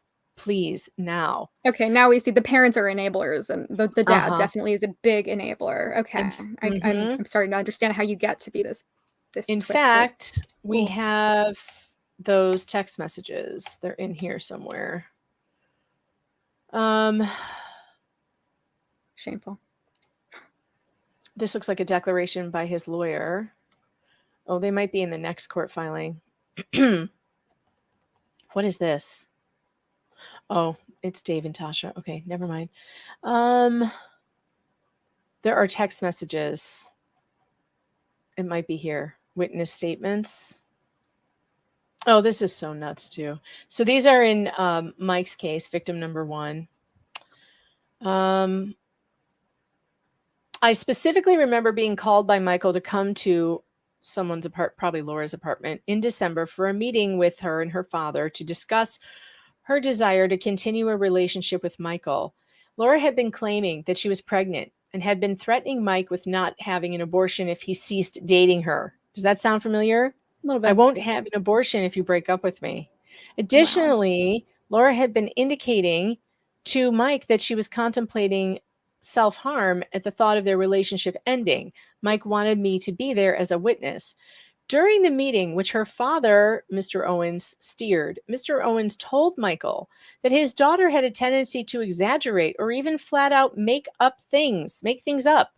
Laura was complaining of depression and self-harm thoughts at the fear of her relationship with Michael ending and was very distraught. During that meeting, there was no discussion of Michael ever having been physically or psychologically abusive towards her. She did not complain at all about Michael's conduct towards her. She admitted that she was in fact not pregnant and there was no need for an abortion. She also apologized for threatening to commit self-harm. The meeting ended with no final decision on the relationship. Oh, Lord. Just the agreement that Mike would not rush a decision and for the two of them to continue to work through things. Can you imagine? Oh. Mr. Owens was very thankful as he, Michael, and myself left the apartment. Mr. Owens advised Michael in the elevator on the way out of the building that he appreciated Michael agreeing to not end the relationship outright and see how it goes, and then advised him to get out in a few weeks when his daughter had a chance to calm down and get a handle on her depression. Wow. Wow. This is like back in 2018. That these things are happening. So you guys, there's so many more documents on, okay, I think here's the text messages between the parents and Mike and also Laura. Some of them look like they were taken with a potato and they're hard to read. But the ones that really bothered me are the ones from her parents that just show that they're allowing this to go on and they know it's going on and they're manipulating these men in her life into, like, I don't know, like they're putting it on them. It's not this group. There's another group. They're putting it on them to like take responsibility somehow for her own mental problems and for her thoughts of self-harm. And that's so wrong to manipulate these men like this and make them feel responsible. Who does this? Her parents clearly have no ability to get a handle on her behavior, and they absolutely let her run roughshod over them. It's just Laura's world, and everybody else is living in it, and they all cater to her. And the thing is, I'm sure she has mental illness, and I'm sure that she has a personality disorder, and I'm sure that the parents have made absolutely no effort to figure out how to get a handle on it in a way that that doesn't place her at the center of all decision making. They're really just letting her do whatever she wants. And I'm sure that it's been stressful for them and hard for them, but this is not the way. And when it gets to the point where it puts innocent people in jeopardy and ruins their lives, and then they're thanking them for going along with this absolutely absurd ruse, I mean, this is terrible parenting. Like, it's very clear that she is the way that she is because her parents just let her do whatever she wanted. And I hold the parents responsible for her behavior completely. I mean, she's her own adult woman, but like they clearly enable her. This is disturbing. They let her live there and they, obviously must be paying for some of these things. And it's okay. So that's enough with the if you guys want to see more of the documents, you can go to Our Justice for Clayton. There's all the documents that you can read to your heart's content. There's some crazy ass stuff. Oh, here, these were the ones I wanted to see. So these are the text messages between victim number 1 and her parents. And they're telling, it's either mom or dad telling him they increased her dosage of Cymbalta. I think it's had a very bad effect on her. I think it wasn't a good idea and has made her very anxious and upset. Please be kind and patient with her. It's like, well, I have been, but you can't tell her no, because when you tell her no, she throws a fit. Again, she just called and asked why I would decline your invitation to dinner. And I don't know how we are all not on the same page right now, but we need to be moving forward. If you tell me something, that doesn't mean I tell her. There are some things she doesn't need to know, especially in the state that she's in. And at one point they're like, wait, where did it go? Please also remember she suffered a concussion last week, and between that and the pills, she's just not herself. So she's going to be herself soon once she doesn't have a concussion and she's taking the right meds, I guess. At one point, they say she's been eating too much gluten. Oh my God. She's not herself. I mean, I would rather that this woman not be herself because herself is not a very good person to be. This is just not working for her. She needs to be in a mental facility, clearly. We are desperate to get a hold of her and nothing yet. She said you are talking. Can you please respond to her? We need her back. And he says, I've done everything for you guys all day while my stepfather is dying, yet you both don't have the decency to call me back. This is getting ridiculous. Like, they're just using this poor guy, like, to what? Manage their their daughter's mental health. Why are they pulling him into it? It's not his responsibility. But how is it his responsibility? How is this on him? And the fact that he's even going along with it, I feel terrible for him. But he should have just said no from the outset. I mean, this is awful. Okay, great. No, it's not great. She is threatening to off herself and jump off the bridge. God. And this is great. I think she will be in a better mindset if she gets the medication adjusted, gets some rest, and is off the gluten for a while. Yeah, it's the gluten. It's all the gluten's fault. Bread made her this way. If you can calm her, we would be eternally grateful. She's not acting like herself, and I'm certain it's because of meds and gluten and exhaustion. Oh my God. I'm so used to people talking like that being in LA. Like people say things like that all the time. Like, oh, it's just I've just been eating too much gluten. I'm sorry that I'm a little whatever, like I'm an Aries. Bullshit. It's the gluten. It's the gluten, you guys. It's the gluten. It's totally the gluten. Yeah, that's what gluten causes false allegations. Sarah, thanks for the gifted membership. I appreciate that. Welcome to the Fox Den, whoever got it. Duncan, Idaho says, but I could try to fix her. You could try, but you're going to end up in court and spending $100,000 to defend yourself. Rogue Mama, thanks for the super chat, says, men, you can't fix this amount of crazy. I'm not sure an extended psych hospital stay and meds would work. Me either. I don't know what would. I think she might need to be behind bars. Duncan, Idaho says, a little insight into the male brain. When sex is involved, male spiders and insects are often killed in the process of mating, and they still compete with one another for the opportunity to do it. That's true. That's a good point. I always wonder, like, do they know? Like, have they seen it happen? Like, are they like, do they have a communication system where like all the other spiders, are just like, dude, you're gonna die, right? God. It's so awful. Casey Cat said her dad is famous. Her mom is an enabler. They're loaded. Why not get her some mental health care? This is a very good point. Her father was a very popular radio talk show host in Sacramento. His last name is Owens. You can look him up. He's on Wikipedia. Her mom is a journalist of all things. It's very sad. Casey Cat, thanks for the super chat, says, I believe her dad has advanced Parkinson's and has for quite some time.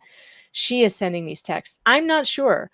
I mean, this was several years ago. I don't know. But I will say that it is weird. I mean, and how do you know? When you're dealing with someone who's this off, this manipulative. I mean, it's hard to tell because on the one hand, I think the parents are definitely responsible for how she turned out. On the other hand, I feel bad for them. They probably have tried to get her help. And, right. It seems to me like she has the kind of disorder that's very treatment resistant. Because if you're not willing to change, if you're not willing to look at yourself and say, maybe it's not a good thing for me to fake all these pregnancies, then you're just going to stay exactly as you are. And more men are going to get ensnared in your web. So she is also suing Dave Neal, who she's never even met before. Dave Neal is the podcaster on Bachelor Rush Hour, and he has a podcast called Bachelor Rush Hour, and he has a YouTube channel. Dave's been the only one covering this case for a really long time, and they finally just started picking it up in the other Bachelor podcasts and stuff because they've all been terrified because she sued Dave. And she's suing him. It's not really technically a lawsuit. It's more like she went after him for criminal harassment, but he still has to go to court and defend himself against it, which is insane, just for reporting the story. So you have a bunch of people who are too cowardly to help him report the story. Now I'm on it, Tug's on it, like we've blown it up. So Jeff, Illegal Vices, is on it. So it's they feel safer now to come out and talk about this, but they should never have been intimidated in the first place, because the only way to make a person like her stop is to face her head on. You have to just say, fuck it, I'm not scared because I haven't done anything wrong. So, Jane or Laura, you want to come after me? Well, good luck, because what is there to come after? These are all things you've done. All of these court documents, they're all public documents. You can't go after people and sue them for putting your private information out there when you filed it in court. It's outrageous that she's even trying to make this argument. Oh, right, with Dave Neal. Didn't she wasn't there a defamation claim, or was there, or am I No, mistaken? she's claiming that she's going to sue him for defamation, and that's one of the things I was going to bring up with her parents.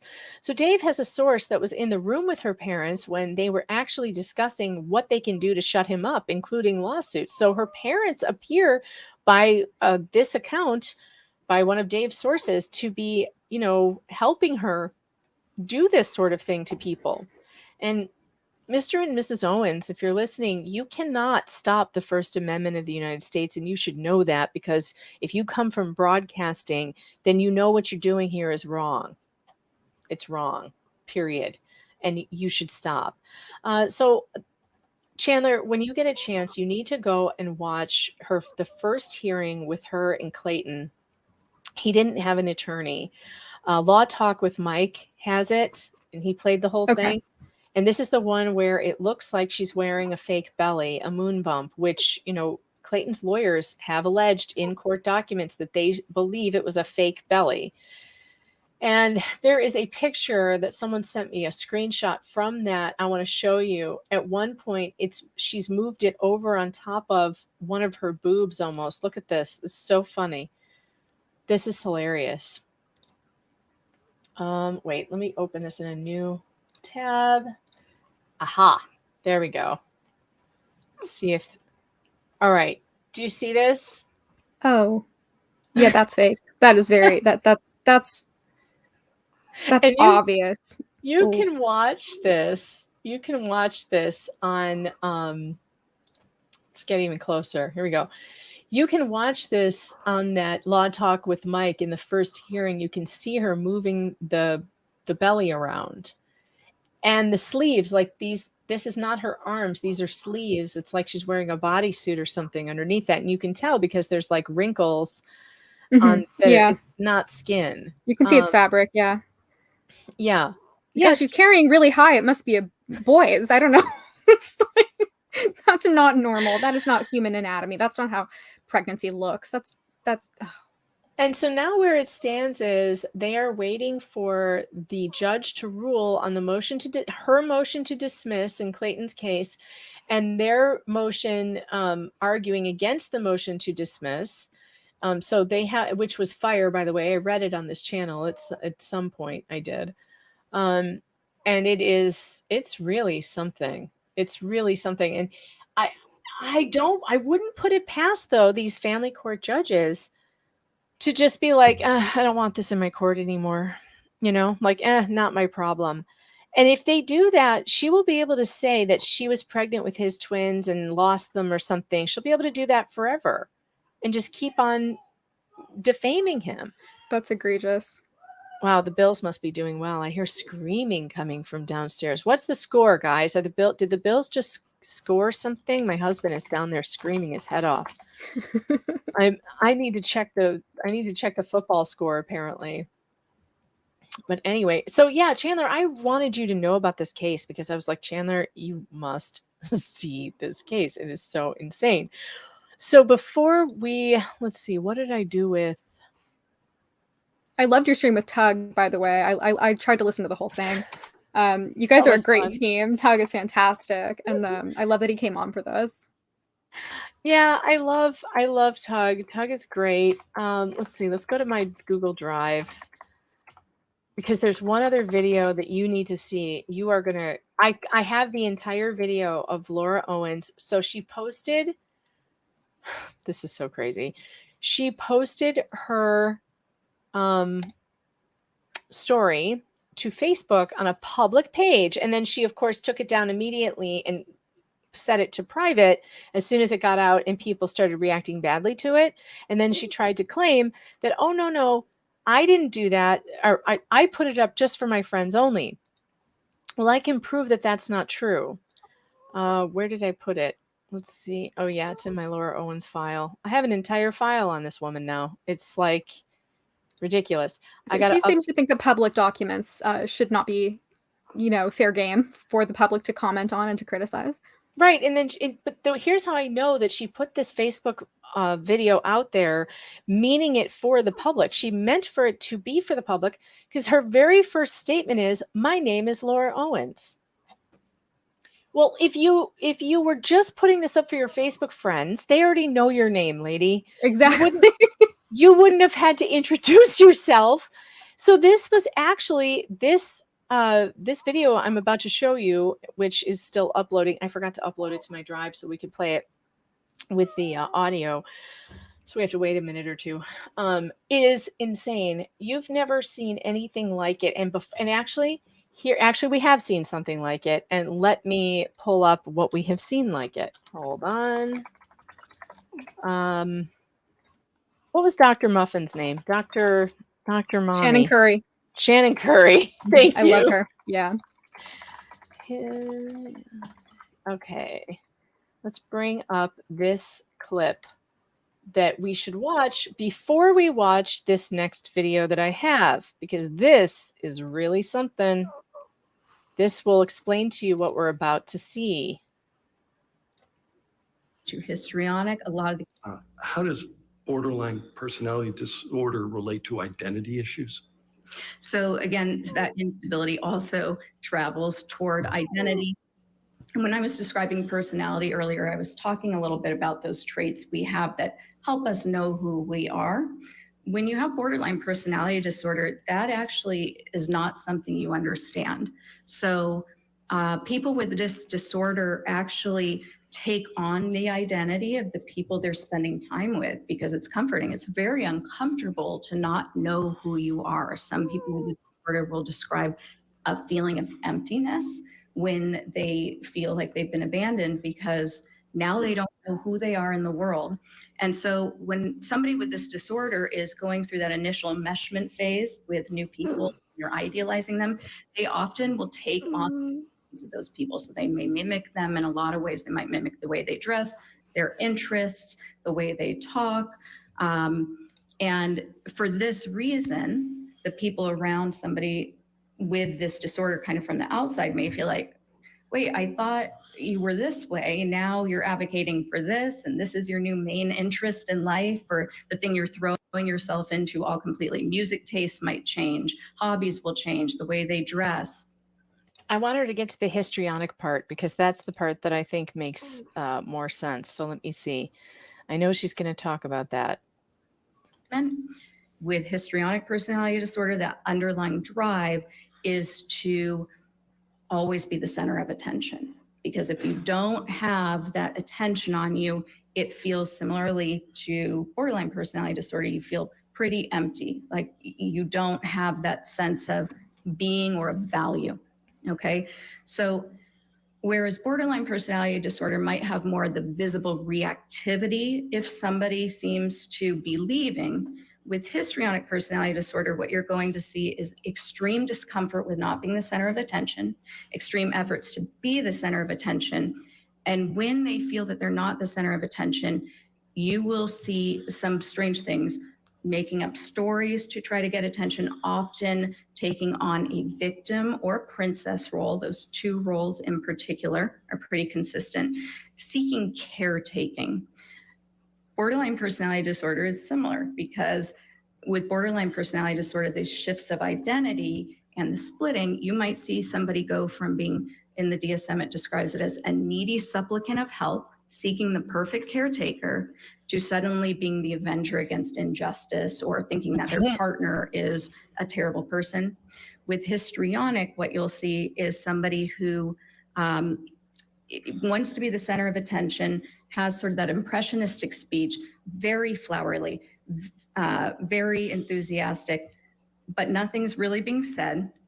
The moment your attention wears away because they're so demanding for attention, that's when they might take the victim role or the princess role and even make up stories. Sometimes those stories are to bolster the victim role. So very flowery wording, lots of, we don't really know what's being said, lots of words, very, loves to be the center of attention, etc. Let's go over to this video that Ms. Owens posted to her Facebook account publicly. Here we go. Now get ready for it. My name is Laura Owens, and I know that before I even started this video, people on Reddit, just by virtue of the fact that I'm speaking up for myself, have started threads about me where they're critiquing my looks, where I'm becoming a meme. And content creators like Dave and Steve are happy because they have something to talk about on their podcasts and YouTube channels tomorrow. So they have all of that. And what I have is what I feel like no privacy anymore, no reputation, no name. And this is by no means a cry for help. I'm not suicidal right now. I'm not at all. I just feel like it's important for me to speak out and say that this is how I'm feeling as a result of what they've done to me. And this is how it looks like if you've been cyberbullied, as I have, and mischaracterized for months. Trying very hard to squeeze out a tear. She's very dry eyes. She's so very strong. She's so brave for speaking up. Oh man. I feel like we should also, let's see, maybe switch between this video and Amber Heard testifies about Hicksville. Oh, I remember that one. Do you remember that? I do, yeah. Except for some reason, all the videos are the guy from Hicksville instead of Amber on Hicksville. Let's try Amber Heard stepped on a bee. Yes, the bee was located at Hicksville, so that's a good way to. It's a good way to get to there. Let's see. Allegedly recalls no, not the first time. We want my dog stepped on a bee. Dog stepped on bee. All it is memes. I don't want the memes. I want the actual testimony. Oh, here it is. Okay. Yeah, I got it. Here we go. Let's share this instead. Let's contrast and compare, shall we? Everyone's just having a good time, like normal stuff. So I just smiled, made a joke about how trashed the trailer got, and we had to get the manager who started off furious that Johnny had wrecked the thing. And then he had this like black mesh tank top, not tank top, it was like a meshy kind of shirt on. And I remember he looked around and was like, whoa, what happened here? Whoa. And Johnny had an exchange with him.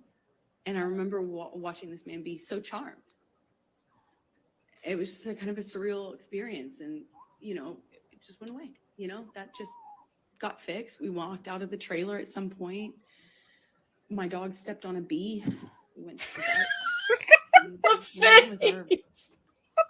Vacation. We actually went to another location after that, and then eventually went home and went about our Okay. All right. Let's, oh God, I forgot how good that was. All right, it never gets old, and it's better when it's like just you hear the whole thing. It's better like in context because it's so bizarre. It's so funny. Does this look familiar? Since I became pregnant by The Bachelor, there were two men who I have restraining orders against who contacted that Bachelor, who contacted content creators, and they decided that it was free game to talk about my past. They said that I had done this before, and in saying that I had done this before, they meant that I had been pregnant before, which I have. I've been pregnant twice before, which is something that I really didn't want to come out because I thought people would judge me for it. Oh, the face. Oh, no. There's the face. You got the bee face. God. The bee face. Honey, why did you do this to yourself? I mean, she's doing it to herself. She's making it all public. She's like, how dare anybody have, a second side of the story? It should only be my side of the story all the time, and everybody should believe me. Oh, the faces are. She's just like making herself meme material. I know. For which is something that I really didn't want to come out because I thought people would. It's the bee face. Oh no. It is important. Yeah. And people have already. I know they have. And I did have 2 abortions in the past, but it was not their right to say that. Like I wasn't ready for that to come out. All right, let's pull up another. Let's go back over to Amber Heard. Let's go back over here. And still no tears. Her makeup is perfectly, exactly the way that it was before. 2015. Let's go back over to Right. Amber. Right before that trip. And plans, away Hold from on. home. Let's get to the part where she starts the crying. He just looked like he hadn't been through anything. He still had his glasses on, sunglasses. And he was screaming at me that he hated me, that it was over, he didn't want to marry me. He was disgusted. He was disgusted. He made this mistake. It was a big mistake. And everyone hated me. And She's working up to it. When she's working up to it, she's like, okay, wait, here comes. I have got to get more emotional. They're not buying it. Let's get more emotional. We're working up to the tears. I remember crying. Just like I'm going to try and on do the right floor. here. Just, more than anything, I was heartbroken. I thought maybe he was serious. I thought maybe God, he doesn't love me. Maybe he really feels this way. It broke my heart. Broke my heart. I wanted to marry him so bad. This is the man I loved. Yes, it was awful at times, but I loved him and what he Objection, was Your saying. Honor, non-responsive. Objection, Your Honor.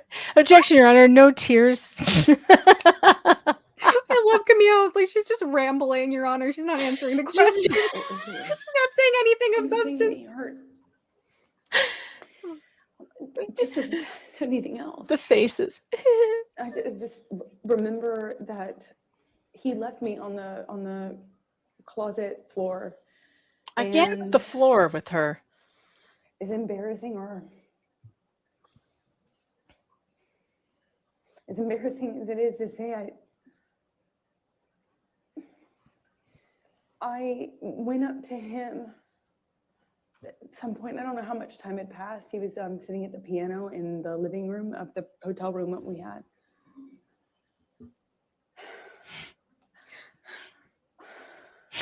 She's working up to it again. Look at we're working. Your breath exercises. I know it may be hard to understand. So we're working up to it. We're trying to get those tears going. Hard for me to hear myself say, but I just wanted it to stop. I wanted things to just be okay. The bee face. We just saw the bee face again. I just sat next to him on the piano and I just leaned my head on his shoulder and of course I was mad. Of course I was mad and it was horrible what he'd done. But on the other hand, I wanted us to be okay. I could just put I could put the physical stuff in a box and I just kept going back Dweeze. She really is a crap actress. Terrible. Ugh. The worst. Here she goes, wiping away snot that's not there. Make fun and went to the premiere with him and walked the red carpet with him. And I remember in the car. Did she get more animated? Checking my phone obsessively for pictures because my dress was backlit. I don't think so. I think this just keeps on going. Okay, let's go back. Let's switch back over. I think that was when she did the sniffing thing where she wipes her eyebrows. Her eyebrows, yeah. Or it looked like she was posing for a picture. That might have been this moment. Gosh, like a wounded animal. Poor And thing. I've been really, really harassed for it. Dave has made more than 50 videos and more like podcast content than I could possibly count talking about me. He specializes in Bachelor content, but what he's talking about has nothing to do with The Bachelor. Why is she it has crying? to do with me and my past. Why is she crying when she's talking about what Dave specializes in on his podcast? I think she has to keep it going, you know, because otherwise she won't be able to get back into it. Like Amber did that a lot on the stand. Like she'd be like really emotional, and then when she'd stop her testimony, she'd look totally normal, you know. And so Laura's trying to keep up the momentum so that she doesn't lose it. I think that's what's going on. That's my theory. Anyway. Oh my god! But the way her voice is just killing me. Oh.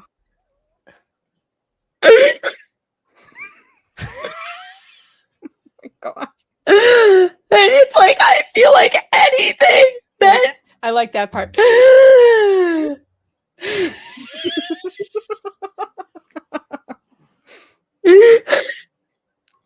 like anything in my life. And now she's so loud that her microphone is cutting out because sometimes mics can only take certain decibel levels. So now you're not going to get to hear the actual words that are coming out of her mouth because they're being cut off by the microphone.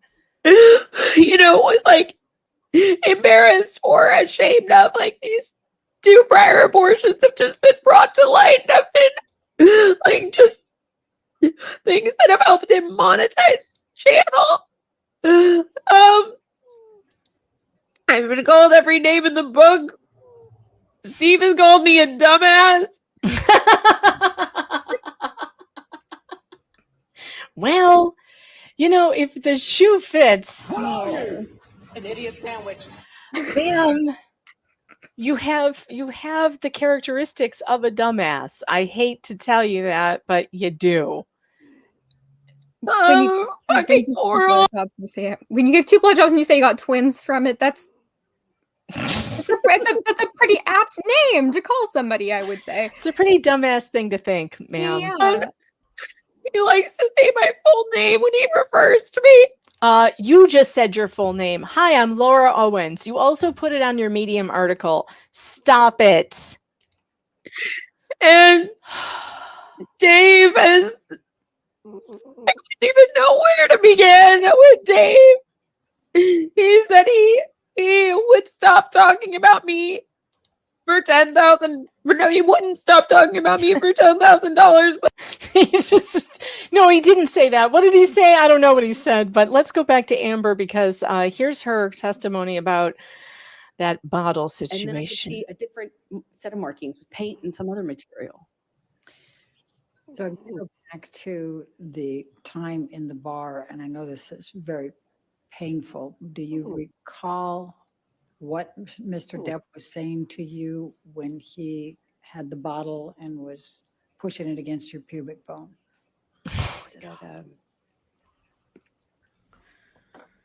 That he would fucking kill me. I'll fucking kill you. He said it to me over and over again. He said, I'll fucking kill you.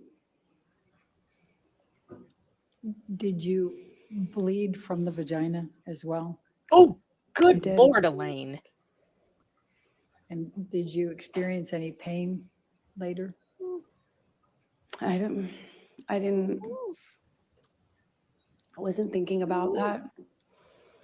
I was heartbroken.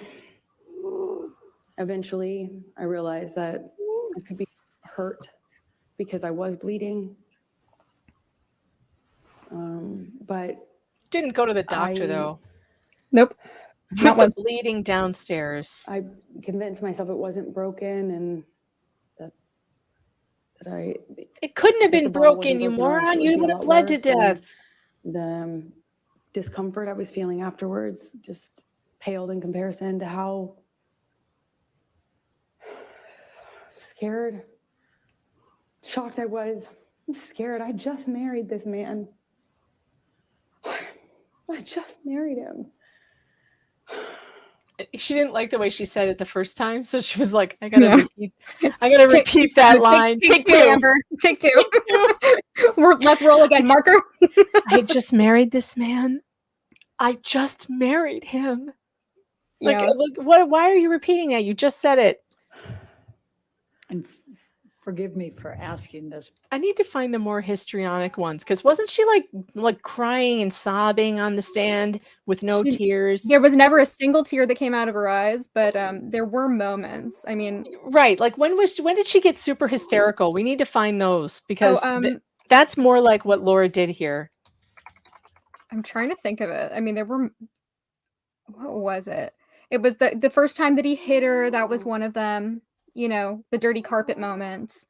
When else? Oh yeah.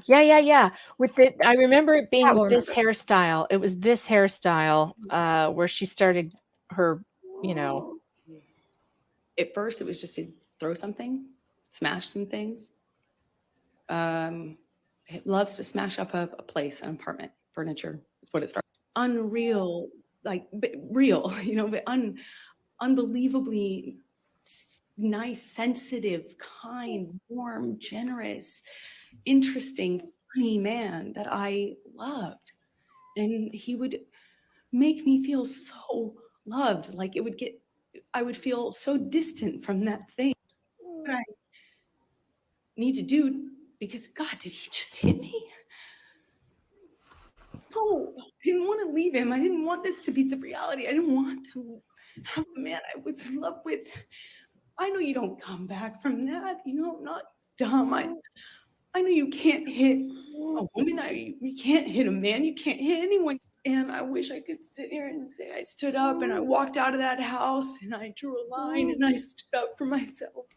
Before I know it, he starts crying.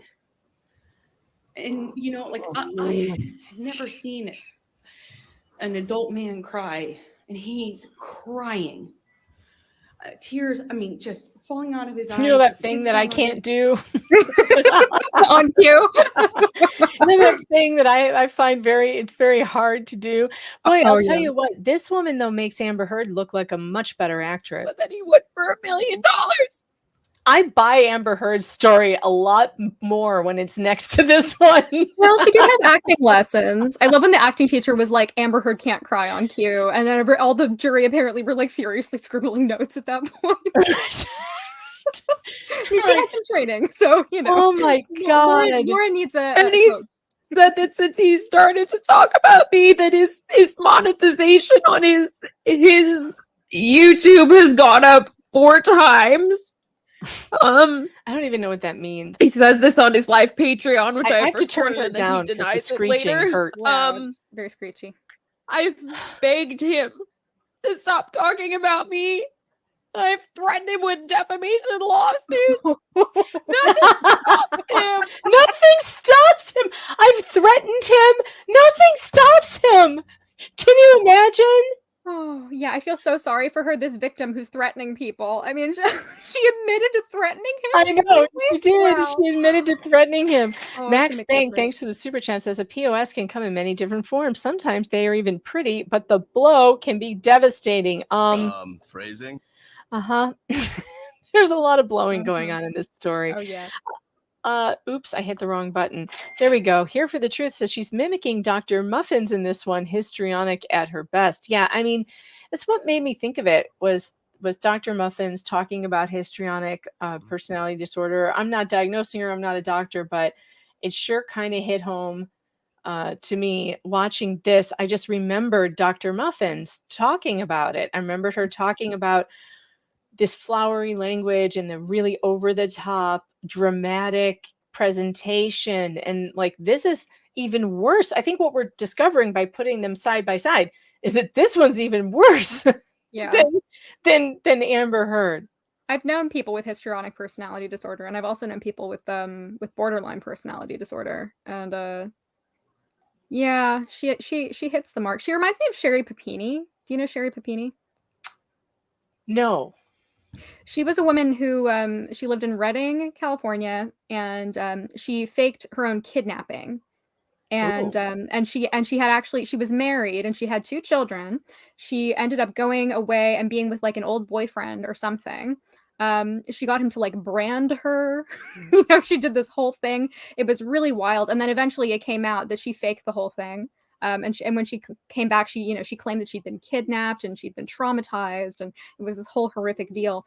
And it's funny because everybody who knew her whole life, they were all like, yeah, no, she makes up stories. Like she's kind of prone to doing that. So it reminded me of that when you have the parents kind of saying like, oh yeah, Lauren kind of, or Laura, she makes stuff up. She exaggerates. Mm-hmm. It's, people around them, they will know and they'll be aware of it, but they'll tolerate it for some reason. And you just, it's very treatment resistant because people like this just are not willing to see themselves as being perpetrators of any kind of harm. They think of themselves as victims all the time, and they always will. So they're very harmful, unfortunately. Here's a good one.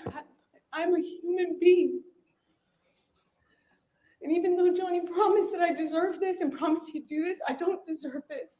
Regularly, if not daily, thousands since this trial has started people mocking my testimony about being assaulted. I just want Johnny to leave me alone. I just want him to leave me alone. So I wrote an article about him. So I defamed him because I wanted him to leave me alone. Okay, honey. Okay.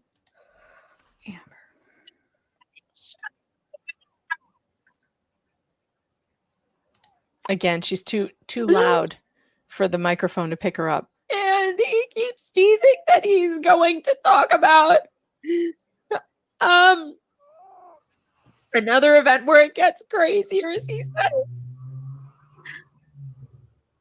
This is exactly like what Amber was just saying. They're mocking me. Mm-hmm. They're mocking me. And then like the big heavy like breathy sigh. Like it's so similar because he found out about literally the worst thing that could happen to a person that happened to me in March of 2022. Oh, that was a strange comeback from in March of 2022, like very serious all of a sudden. Did you see that transition? Yeah, and the squinching of the face, like they both contort their faces to try and either make them cry or make it seem like they're crying. But then when she comes back from it, no tears, makeup's still fine, perfect, and her then face is like perfectly flat. Yeah. Like, watch this. That happened to me in March of 2022. I mean, did you see that? It's like miraculous. It's a miraculous recovery. Amazing. Right? I really don't want to talk about it. So don't talk about it. But he said he's going to talk about it if I don't.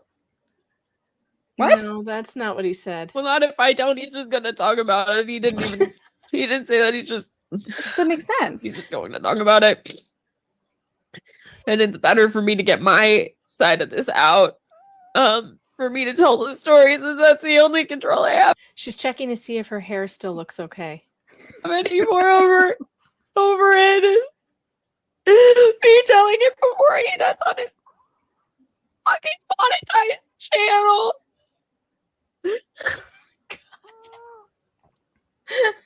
Oh my God, breathe. What's wrong with her? I don't know, but there's a lot that's wrong with her. I can't figure it out. There's a lot, and it needs to stop because she's been targeting different men, lots of them. Now I'm hearing there might be a fourth one. I don't know. I haven't verified that, but wow. Laura, that this person has been allowed to do this for this long to people, and from, dragging them through court, filing false harassment, filing false temporary restraining orders, emergency restraining orders. It's all got to stop. It's an abuse of the system. It's definitely, there are real people out there with real problems who really are being harmed, who deserve to, taking up the court's time that way is an insult. All right, we forgot to hit wearable baby bump. Got that one. And fetal cells, bingo. There you go. Nice. We win. We won love it. Fetal Attraction bingo, and that's perfect because I'm about ready to go and watch the Bills game. So what do you got coming up, Chandler? And I hope that when I do more coverage of this case, you'll join me for some more because this is not over. This is Oh, I would going to love to. continue until we can all sing "Ding Dong, the witch is dead." Once the fetus death certificates don't materialize, we'll be able to finally put the final nail in this coffin, and just be done with this. Anyway, I hope that you'll be stopping by. I don't know what my schedule's going to be like this week. I did have a death in my family friend, and so I'm going to be headed to Chicago on Friday. So I will be. Yeah, it's okay. It's but yeah, I'm going to be traveling and stuff. All right. So what do you have coming up, Chandler? Well, I'm always happy to talk about Wicked Women. I am going to be having Danya on direct on my channel. She's coming on Friday. I believe it's going You've to got be to tell her about this story. Oh, You've got she's to. she's She going will to love this because See, it's also up her alley with Family Court. Yes, definitely. No, she's going to be really interested. We are going to be talking about Lori Vallow and Ruby Franke because I want to cover the fact that things like child abuse and infanticide are committed primarily by women and by mothers, which I think is a statistic that people need to know about and understand. And those are two examples that I know that Danny covered recently on her channel.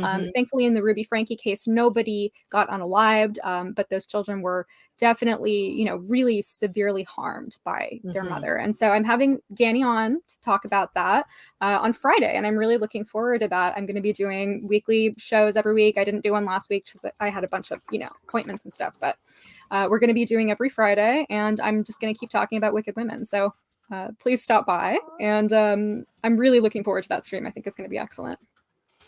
Cool. I think that sounds awesome too. I want to see that. And I have the chat is asking if Laura has been harassing me, but no, I'm marked safe from her harassment. She has not attempted to contact me, even though I've told her she's welcome to, but I've given her a stipulation, and that stipulation is this: Laura, if you send me an email, which you're welcome to do, my email address is meganfox.writer@protonmail.com. Anything you send me will be shared with the public. Nothing you send me is private. There will be no complaining of you. No, that will not happen. Everything will be public. And so if you want to send me things, if you could send me actual evidence that you are or were pregnant, and we would put that up, no problem. But I don't believe you have that. So but go for it. But I'm marked safe from her. It's been days and days. Everyone told me, oh, you're going to get letters about stuff. You're going to get letters. Nope, nothing. She might be scared of you, Megan. I think she might be a little scared of you. I would be if I were her.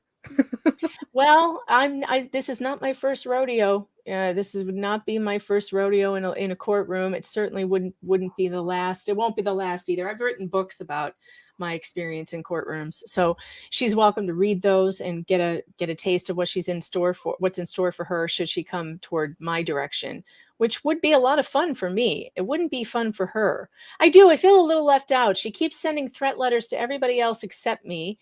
And, I'm a little left out. I want one of my own threat letters that I can read and laugh at, Laura. Why don't I have one? But anyway, it's time for me to go watch the Bills. Thank you, Chandler, for stopping by. You guys who follow me, make sure you get over to meganfox.locals.com. That's where all the memes are. And that's where all the fun is, and you can find out when I'm going to go live next. I don't know what this week is going to look like for me, so just keep an eye on Locals, and that will show you. Have a wonderful afternoon, everybody. Please, if you're going to watch football or something, go enjoy your afternoon, go enjoy your evening, and I will be back probably tomorrow sometime. See ya.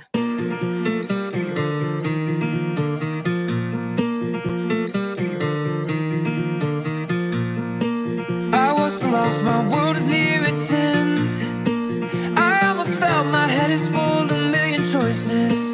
I am alive, I'm not here to pretend. I love my friends, my heart is filled with a million voices. Oh, this road has many choices. Oh, and my heart, million voices. Come next to me, my friend, embrace the sky. I'm not afraid to fly. It's not the time to say goodbye.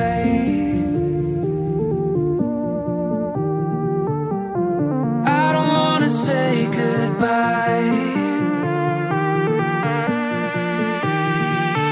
No, I don't wanna say.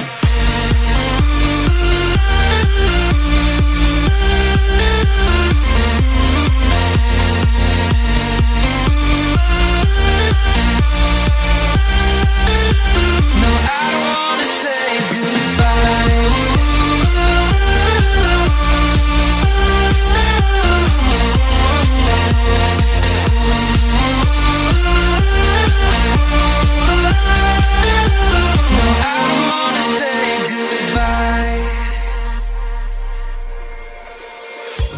This time I know my road is near its end. I almost felt my head is full of a million choices. I am alive, I'm not here to pretend. I love my friends, my heart is filled with a million voices. Oh, this road has many choices. In my heart, million voices. Come next to me, my friend, embrace the sky. I'm not afraid to fly. It's not the time to say goodbye. I don't wanna say goodbye. No, I don't wanna say.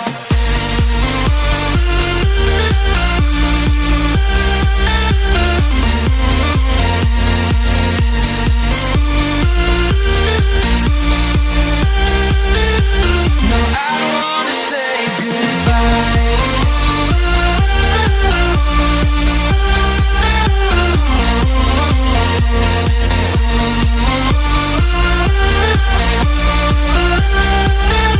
No, I don't wanna say goodbye.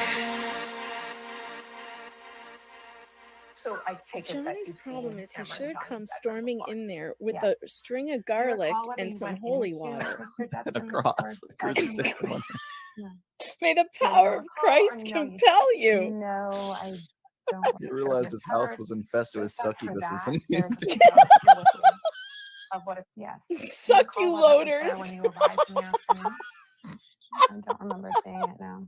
So while she No wonder he said drown her before you burn her.